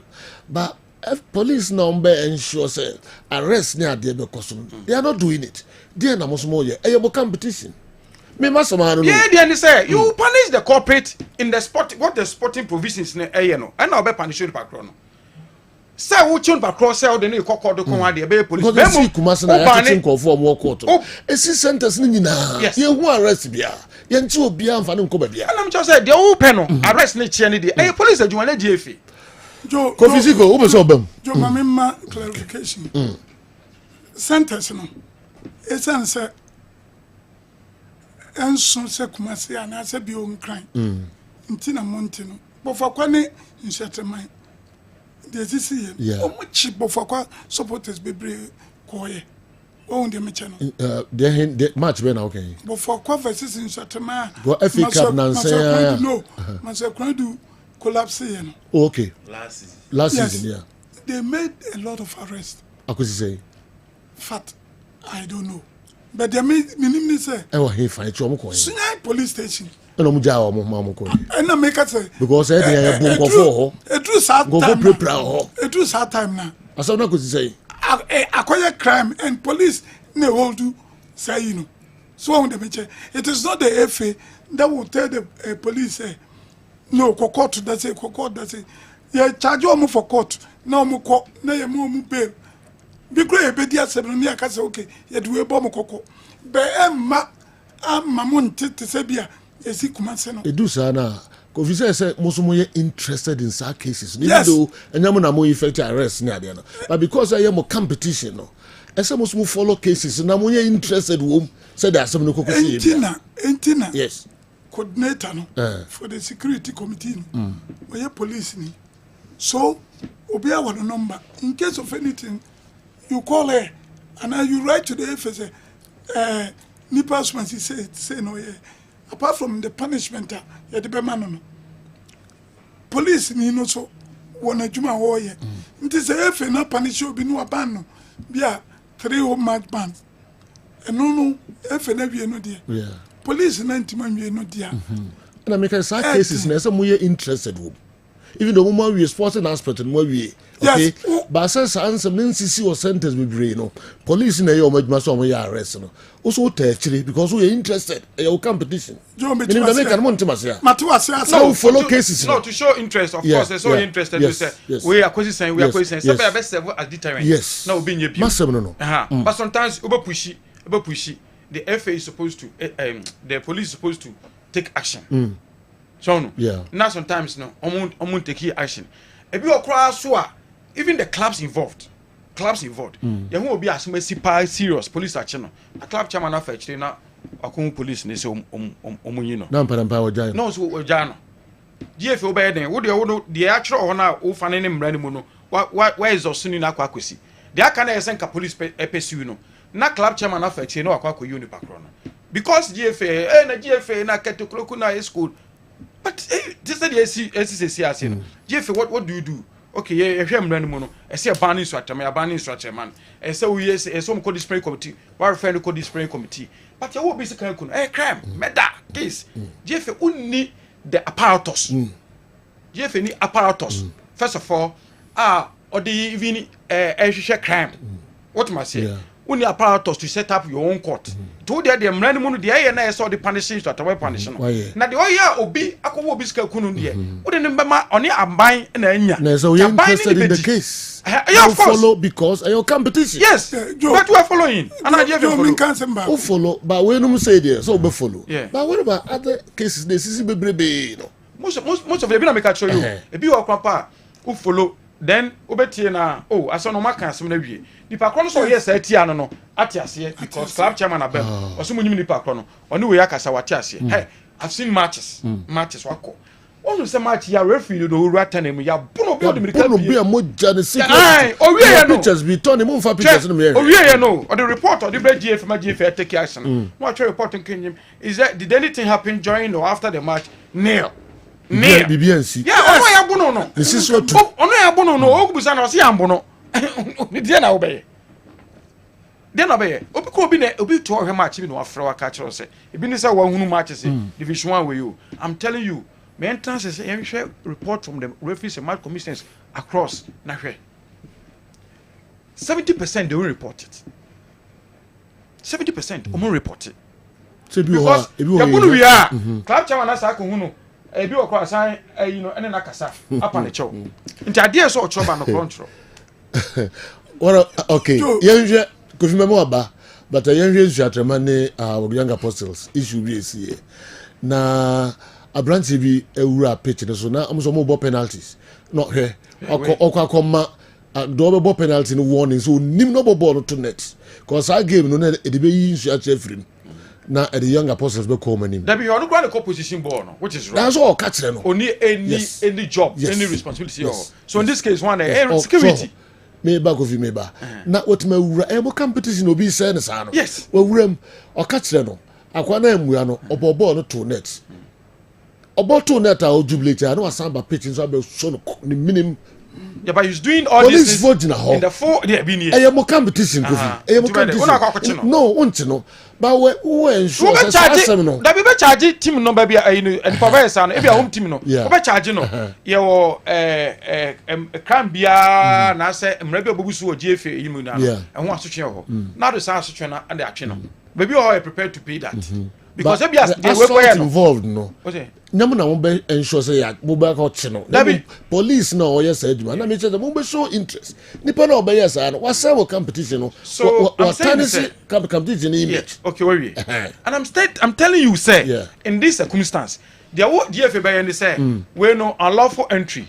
Ni kwa say ono no ba pitch no so. What I say or third party. Yes, omo player the minimum or yenya man nko. This is one police Nigeria way. Police na police. But so back as a GFA. No, they can say. Police in say arrest. Yes. But one arrest now. So competition. So what do you and you hold them responsible. What do? You police. Yes, the police over there. You competition over the one now didn't say. I'm saying so who and these things are happening. But I'm police. Not a police now. No. Listen to me. Joe Timmy. We say the best say GFA will punish club no. The pobas no supporter no. Ebi abe fine no. Ebi awa man home match ban. But say the oil na aye to trust me say no. Who clearly say police need nam ho wanche no. Then oil say waka kire IGP. Okay, we'll do this. And then last week you IGP also be ma omosuya sports policing. Ne first mo can do. IGP ba kun ya ofi ekodom akwan so. Okombo no. Hey ekon ho ose obeye police sports unit wanye. We chena to. Intidem ko so sa da bia. What do you do? And so near Murunko. And so we should push the police. We in a communipo. Now, I bet you see baby. Don't number some cancer. Into Mona, some of the pressure see almost as a woman now. A preprank of a come. Yes, I'll come to the president in a win among one from rooms. Oh, George, your turn say. Yeah, okay. You need coordinator this year. Yeah. You can't win in our channel, who say. Oma police for no so. Do tembia lapses for movement in. Yeah. Until they are going to set up. Until they working. Me not sure say ne. Ya bo ma do bi di mi ka be fa ball. Police for be jano da. Okay. So on them channel. Ono agi to me say that lapses.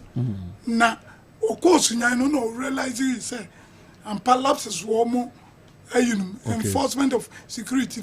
Until omo beje no ye amana ye papa nti se wo ka se bia kane no na lapses so mu say ye product no mejitum yes me was say product no nti na me kan se no me ka pole me ka se we be mana ye nkai dum ama ye hu se da bi se bi obi firi mu o hwere no nkwa ma me use me wes ni se bi e di sua nyansa papa.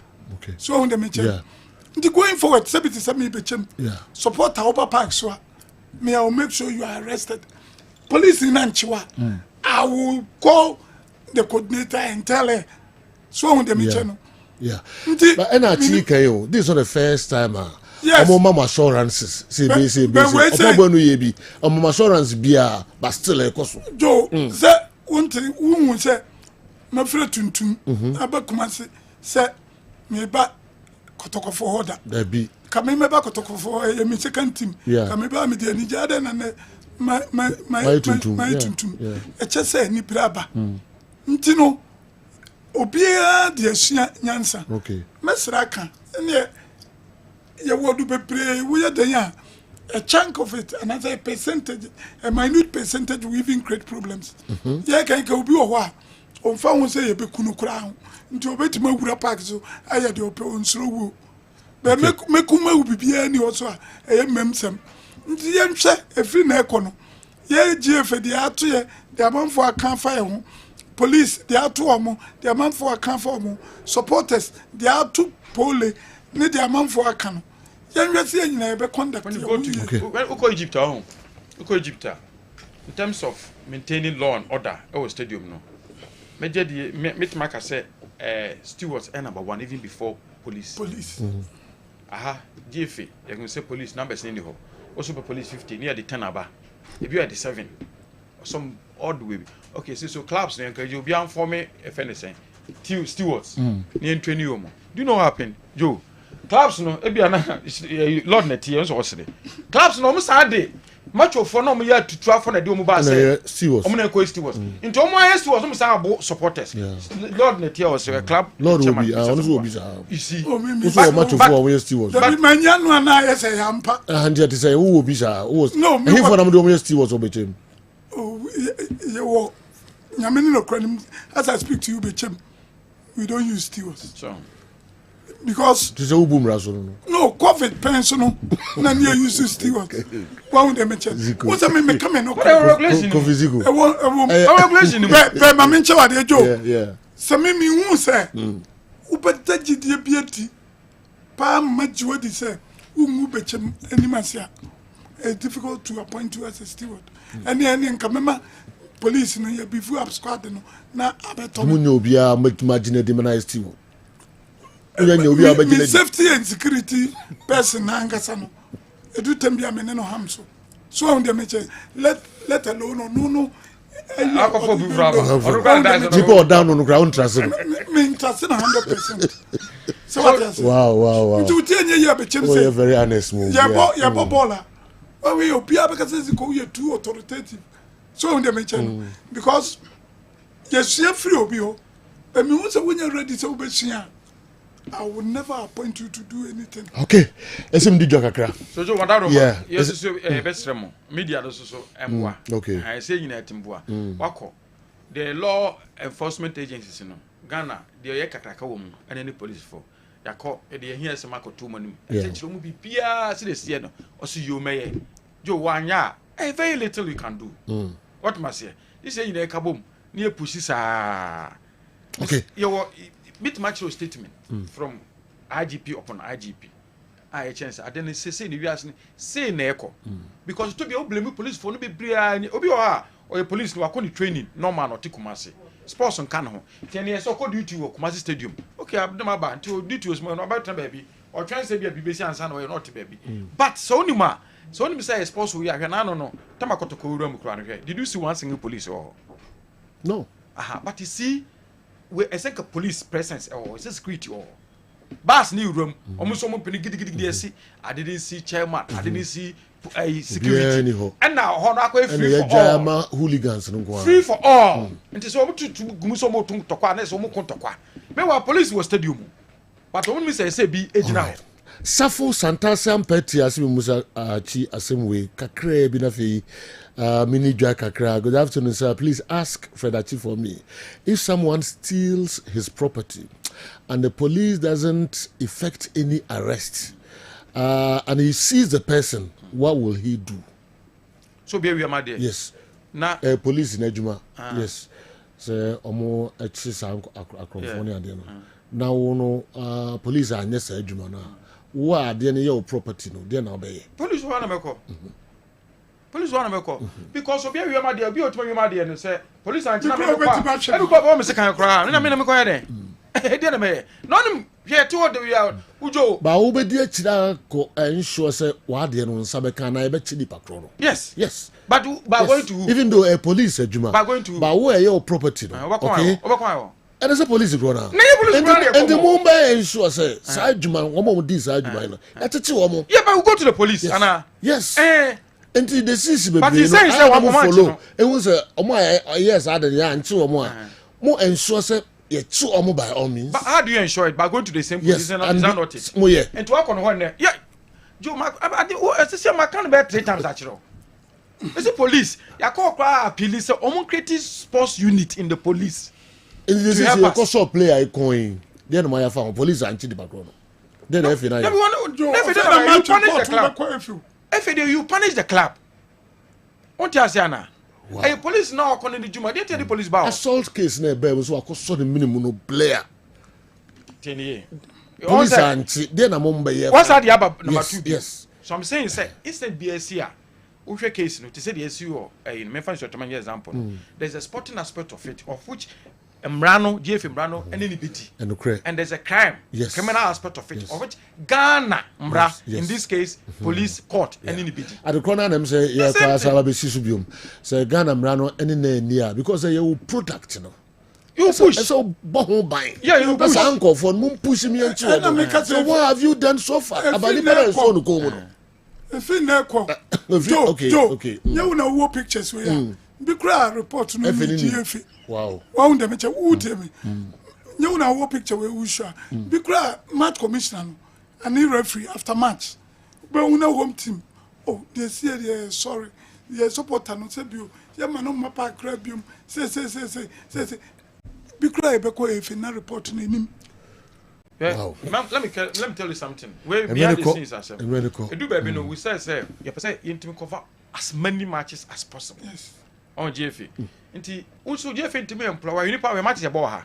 No one employ nipa be 100. No mu na gu. GFA one room so mu na cameraman. You cannot do that. So GFA decided to rely on third parties as a strangers, say a media strangers. Into be Kumasi, okay, Kumasi unim camera twa. Nti match ayebo you know Abraham Kessben kutwama na kwa kutwa. Kutwama ya ese bit me so me friend no behwe baby no na. Why did it? Na nim. Kombo match no wie no chi. Baby asem si no. Club chairman na ko hu no. Ama ni scam no utility wa free. Kofiziko CEO Emma Betem United ESCO member Kofi Champon and so ESCO member Omba Bishia Sante company for na meeting in Yamaso and my bus studio no more etwetwe enkomo we fancy you want to enkomo no so na mum yensu ye role I see play yes I say bo bunde and on can culture to say the incident what happened at Obuasi a friend say as go need realize imagine and Kessben clips no na erase alarm and correct and we do baby so edu baby na media no me edu baby na media no edu baby na media no e kan aya musumu ntie bi oh they ka be ati they no media no kan I don't know how be division 1 match say e bae they na media na kan fa wo Ghana se munya botre ewu abam mamom pepere mo ho nkose matches bia ase munya botre se na maputu my friend say GPL no on hold no munya sama obia na yenwie bibia ansa na yasan resume wa mmua obi adam sa kwase the media no kan untie jo me pacho mo ye de mo ambasa mo ye jo me pacho utie yeah bia opinion making yeah bia if is asmatu ya kan nyina bia no cry my team o kan na ha no na o ka say bia media ne ya kan ya bia all over the yeah okay ya try to the F say yes media ya yini won ya kan media bi so ba no media bi so ba bia ono to o ka say ohun de ntia leg no kura ya jaibo so won de me che no nti say me tie say media na e follow with me kakrape na I'm tempted to go by that so obi so tie o de na ya ono so you also be tempted to go with yours nti the most important thing is multiple association you can also officially write to the FA okay ya di bana se mo be fan ko ya nga se chinchina de ba mo fa but at least mo se bi o we nipa wudim minim time wudi ball chi se nyen at least I know your level of intelligence too nti se wo ka se ziko mi pese me kan sam chewa be attentive criteria won de me che yes but wo ka we na me no ya analysis ni hu say yes this is the most implementable solution that will serve the purpose now. Well, you don't must I always think about to us. I'll come away. BBC see me so, me catch it. I know so short to it. Then I short it. Who's I don't know Johnny Coro. I know Johnny Okoro. I know Johnny Okoro. All right, we be as to it. And the moon has the best see a woman koto committee in the Bias when him say, you be now popular and so kakra ewa ha. Meko, Namakofa, ni what? Scientific Herbal Hospital almost on Krato Kakrebi Abakwa Miki. We are the local source in Kakra SOD Ebre. Ni what? A highly what scientific clinic when Yankopon Adauruma or the Sa Yarisabia way Abisianum say, Obi biara ohaw biada ne so bia no aye yare de onnam yen so na entimi enye de ensa ne yare ebia me no ka sei mi yare na me bebubo so no ebi kura na na mantimi amo yare so oba Nyankopon sei onnam yen so enam haban so enam mpaibo so ebetim atu yare na se ama ho ato ebia odie ne ye awosem na ehaw ebia oye bema no entimi nsori nyina so kura ansa na bema ne be sori agina so no eye moja ene deko enti se moja entimi ndie frusa ni ye a bema no entimi nya de because bema na ye dindindin na eye moja e na afele ni sa ebia me no kasa ne de odie na awu eda ho fom kodo a entimi nsori kura no Nyankopon na me nso ebema na ahaban so amana sori ama oso so ho ato be ne ye meto ntia wo ho bi ebia na oso de ne de odikobọ ania na abesne ko feni premature ejaculation oba ebi wo honom kra eye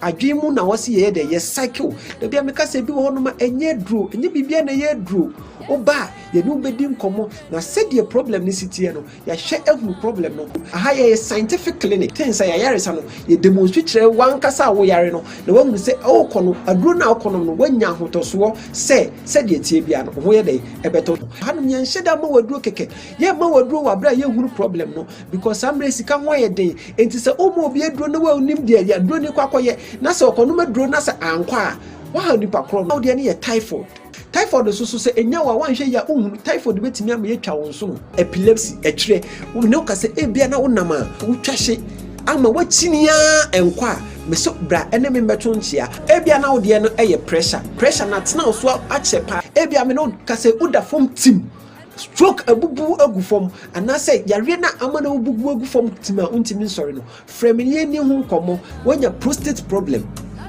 odun so a enyeyi anase esi wo prostate cancer na say wo ho crowd person check say o prostate no eye adwuma ya oba ye betimi a check am ebia na wo de ne ye eba na wo pede a yankopon adom ye betimi adom aboa wo ebia na ma no wo de ne ye fibroid na hawo me no ka say obi ho no ma the problem pa ye halitosis o ka sa esenti wo mu pa wo be pay aso ha no ma ye behwe ba bi e free ba na yetimi ade etu ase ama wo ebia wo ko ye so cholesterol ebia wo kidney problem wo liver problem me no ka say yenu ama no omo brebebre infections ha omo enam say yeni proper hygienic places a ye jaya na say adwunso ana say yinti no say infections nko ade a betimi aba ama ye nso so yetimi atutu ama ho ato ebia na wo de ne bone problem nka say mu na yo papa ebia na wo de ne ulcer ye betu ase e de ama me no ka say ebia na wo de ne hernia wo de ne diabetes odi ani ye pressure yare bia ha obia no emre ni ntie bia na mentime mu boy yare ni nyina so ni what scientific clinic ma se atonsu ba bia free ba e wo Ghana ha bia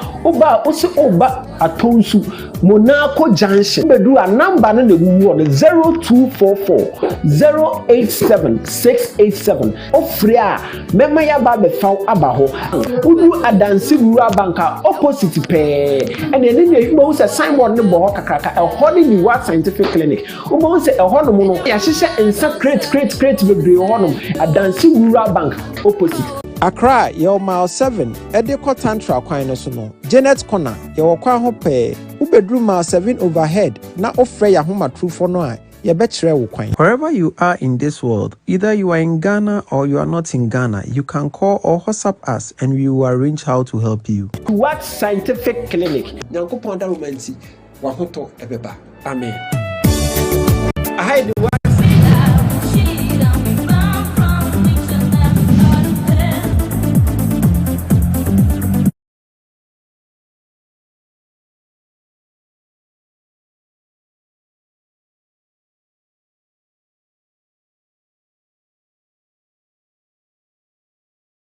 edungoche na donko abo kwami kiba betrase na waboa kakra nafi kwami wo ye de a local source in there so bobo I me bobo so kakra na jenua ayi se Kumasi Asante Kotoko secretariat I wanna say loziko ne Fedeke Champo omo koka ye wo mo makan ho odi wani che secretariat now a mpanyifo awo dro Gaka chairman aba mihu Samuel Abubu cameras we da kan bebu say mo ampa mo cameras ni wa na okay and I capture ya efi ani esco members no ho nti omo fully represented no maba nti sese no omo ko no mako meeting no met Kumasi Asante Kotoko supporters no any management is the F no e wa ha yes mihu esco members be 4 4 no sese ya ti tu prefie kwa nya dia on be sinkran nani china no omo muntutu omo na mre Kumasi omaba no maba okay alright kwame minti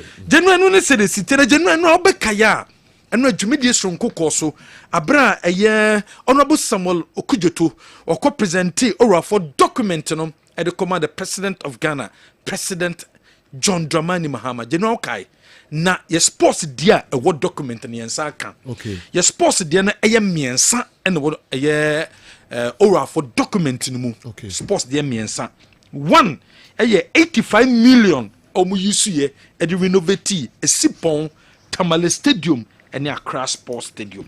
Now, when we chemu a sa sika ewure mu no former president Akufo-Addo former president Akufo-Addo ne cousin Kelvin Oforiatta and obedi contract no e de ema no wo mo say o mo renovate stadium nyina wie kra no ye san so bane ye enunti se say de attorney general department onye hwehwemu emfamfa ho okay eno ne number 1 number 2 wo mo say former president Nana Addo Dankwa Akufo-Addo approve sika for the All African Games $48 million and in sika former president Nana Addo Dankwa Akufo-Addo using it to me at the approve at the Ghana ye sika emu a 602 million Ghana cedis and in sika Nana Addo Dankwa and as a former president approve na emu 48 million womu say sika no omu nima dia womu dia womu say emu 195 million womu ede nyama wodo no medi bi susu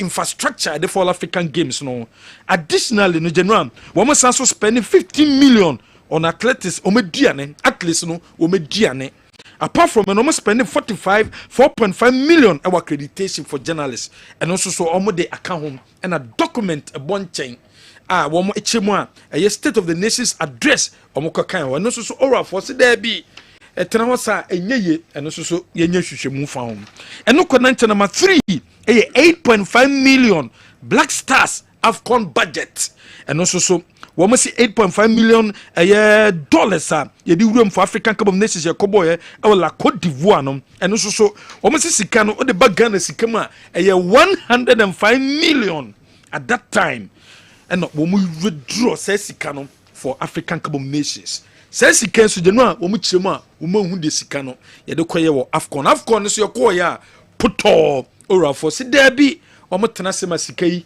eko waster de no a wo mu ntiase nti nyema miensa we na document ye present ye ora for present ye Samuel Okujeto present ye de koma ye president of the state President John Dramani Mahama no sports de miensa ene wom de kan nyina no politics aban sase ene nyama wodo ne wom ba sports de ene de eno ani enso ewo ho na geno ye to so am the honorable sports minister honorable Kofi Adams when Ghana Football Association meeting enrada na meeting aseno geno ombobo nsem bebre so minister say ogidi yesese no ewo se wo mko no moko re-evaluation of the various stadia na ye Ghana Premier League ono baba yara baby about say Cape Coast baby Ghana Premier League match bia no wo mo Samsung ko no moko hwe stadium ni ye se stadium no emiti standard aye wo se etimi bo Ghana Premier League matches ewo ho a eno ne sisi wo de aba no se san sisi we na wo mo de aba no opese National Sports Authority any ministry rep no maka omo mbeko inspection no obese National Sports Authority no and the ministry no omo rep National Sports Authority nipa baako na fe Ministry for Youth and Sports nipa baako no ma sanso de GF no aka ho asoro makwa inspection akohwe se ba bia ye bo matches ni nyina no ye o se etimi bo games ewo ho a enye sade a o me ye bo games ewo ho apart from no was say club licensing board no ene ye security committee no mon kambom together with the Ministry for Youth and Sports National Sports Authority na omonfa measures a aban stadium no eye omodia no stadium na ye aban dia no wo mo enye ye edimanim ye said the omko inspection na nyeme wo so ye na stadium no betime meet standard ni abo matches wo ho no wo mo enkoye na edimanim ya wo se nyese club license nkwa na ekose GF4 derby wo se National Sports Authority rep was say ministry so the rep account no mo inspection no nyesa eno so no ontimi entiase and na oba justice for Francis Nanaya Frimpong so was say there I was say akodia police for I was say omoma justice bana nkrofo a omonam so ma pollution ne nkwa no omyetimi chi omu nyina eno nam so ema chief general secretary ono so gitum say no kre justice for pole there omu GF no omu support and terminal police for na kabom including IGP a omu ehwe se emponum ometimi amankrofo a omu ho baase no yetimi achi omu ensude free na general ba inspection no by inspection of the stadium no on a problem kakraba na GF ni ka se ko inspection sa dia was say ye de kafofo ba ni nyina no was say eba with cost discussam and eba and minister say dey afini wa basikasam dey ebe problem nti GF no and finance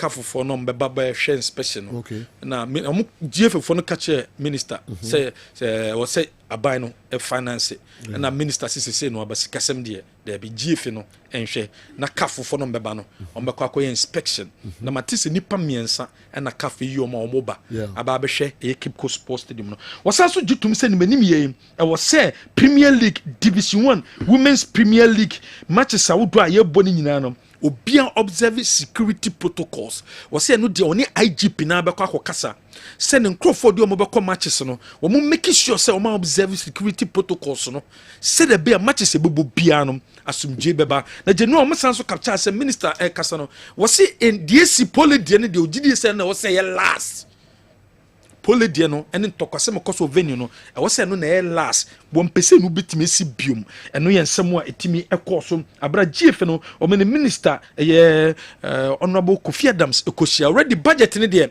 wo ma present e de akọ for the African Cup for the World Cup qualifiers 2 games ene ebebo wo de o se budget no saka bata fe no ne director of sports o mo bitimi a discuss and se no mo ntimi de ho nsem a wodo no enso e de aba eno na nam so after meeting na Kofi Adams e de 2 jam say de wo se wo mutimi ya de be ma Ghana for the trust enye gidie ewo sports no mu was it because President Mahama gidie sem was enye kwan betima faso ne sports na afande ye de sika enye sika ye de bewurem na corruption enso koso ye sports no ono Kofi Adams no wo mutimi bo na otimi yi free o na Ghana for eni nji efa ye sports no eno ti kwa so otimi faso ma ye sports no o mani jum bia no onye ni nyina ono abu Kofi Adams.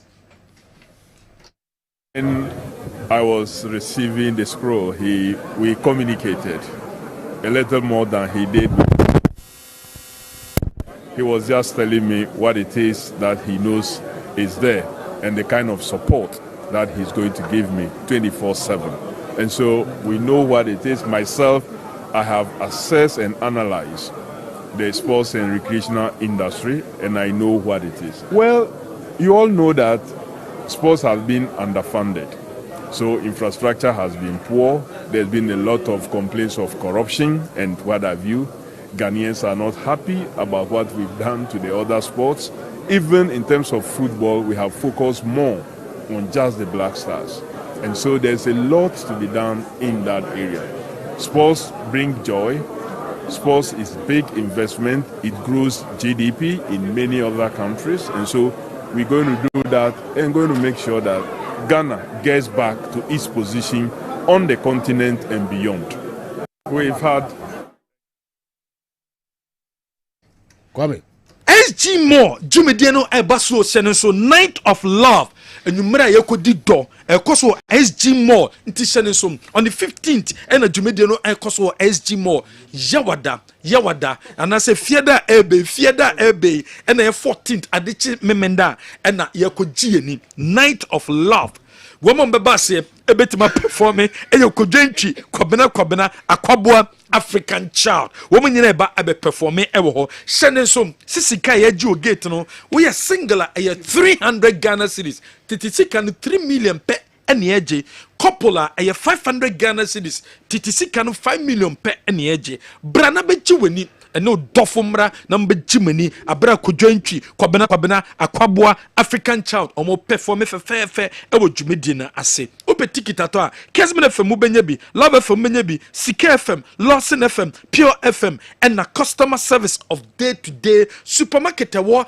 SG More inside wa untimi nko sambia be ya wo the phone Telecel and I say MTN no one dial *447 *2574 # *447 *2574 and any short code no abama kwan no what to ticket na fein Saturday ebe ya anyway sia ewo SG More ni akogieni GNE enso ho ye GNE no na ye dido enso e de aka ho Amalina Children's Haven e bia ton koranyama akola bibia pebia tobia no for woni cha Malina na ko pebito ukwa Malina ye baboa o ama setima kankolanta de omo mpaboa wo medua no bibia from day 1 wo ba no nto so be na 18 years die Amalina and wo se wokom ejaba jewelry ejaba prempe the second street edum ejaba Ashtown traffic light na se ejaba se adibia di gold aye bianu opebia ta na se ye na wo so ba wedding ring engagement ring brana se ye obaboam ama wonsa enso etimi akabi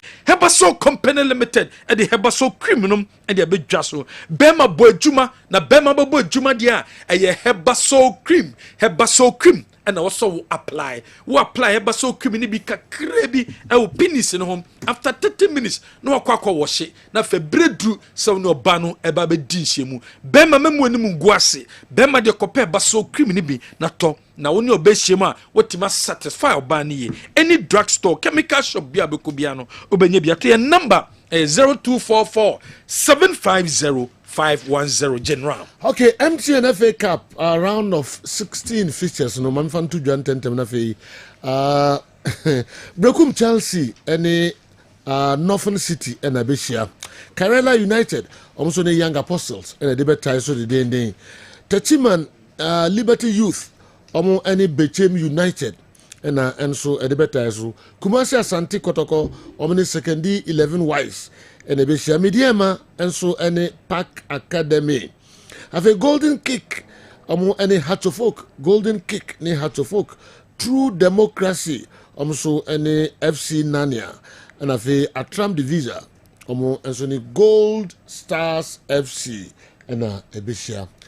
MGN FA Cup, round 16 fixtures, no. Hatchofolk. Where is it? Fala. One has the Kotoko 11 wise. 11 wise. Yes. Okay. There's a mutadi Kotoko. Muso Mudino as a enya popular. Omunim bopa wa crowd. Golden kick. Omunim bobruta. Okay. Omunim so unim bo unim bochen. Okay. Okay. Unim boba unim bochen. All right. Tina enoso. Mami tiwe. Adika kre de ba no se enra has of resume training. Okay. Said e be twa said e niam be conform na niam atimi akoso yi. Na ye de bia ka che mpanimfo ne se be asam na asie no asam a efa nipa bia ho ya wo se ubia mpese sa de no ebeto no be no sumu nkomo a omo ne kotoko di no so mmomani na ho o ya ayongofa omo pese ye ne yokotoko emi ka bom na ye niam bebrebe ni nyina no mmomani ada ho asenze go wada kotoko nkomo die no edin do ye ni mo mpasi na man Togba afere sashasi ndie ye betu mpanimfo no bese Togba na sashasi o ne sashasi e be betu omo fo Togba na asan ye betu omo fo before so Togba be ya de no so ni dia na Kotoko betima ye Kotoko betima ko Proverbs chapter 9 verse 9 ya osutu nyansa nifo na obeko so ohunu nyansa asenze nti ye de ka che mpanimfo omo ye no mo di agro pen ye no mo di agro bebre no mo pese e ka bom ye nyema bebre atrolas no mo fa back door atrolas no mo fa back door enti asam na yidie endema bi asem we de be boa mu mienu nyina be boa ye no mo asem ka no e dife no sa sinema minimum mo se de minim me hono a minimum kotoko ba example baako the late Yamoponko time no ye no mo share say ye be we cut razor every season be be cut razor ombrichi contract no sa ombrichi contract ye ko ke free Yamoponko dress room ka nya asem se ne ye ka no so wani ye nene de wote no. Second one, Yabakati Razor every season be no much say every season be Yabakati Razor. Ya sani start league ya. Okay. Sani start league. Wono mbebo. You know mbebo. Okay. You know mbebo home and away. Yabakumase. Sorry, Yabakumase. No so bank cry. Ni abo. Yabakumase agreement ye no mu ye no mbuso. Omo ye dey. Omo enkomo agreement ye no mu ye for game no say babo no mbuso. Eti second half ne kwa dress ne buso for ya say the lady Yamoponko say of any say ne ka say no so anya ye ne de wodo. What no. Second one start up you know mko tenase esi ye big clubs enya dia ye no club nketo an be cha ne pe Kotoko ni the first club wa je ne die asema okay me because that's him we say Kotoko for so blame mo so start time di omo na je first come na je omo die first na say start time money NSA problems here ojize kamo be kambom do mu yan sama fati ni NSA o ma di ka ye mienu ntini ye suro na motimo ye suro no ma ye mienu start time the first club first or this guy score Kotoko muko shi asemo niska just here niska because big clubs etiene teams nketo ane nche ne pe eti se mo sa kwadwin ene ye ko ye ti fan se me no kwaje 1 seed nam ka se me no kwaje na kwaje wo de na yamfa bianka da si bia entwem da wo kan me nim hu yamfa bianka eti ye de ka ho mo no se de no betra se di so mo de no ba di so mo de no ba because man fe no ama enya de beti ase to gba akokaro nti da na me see somebody ka catch on va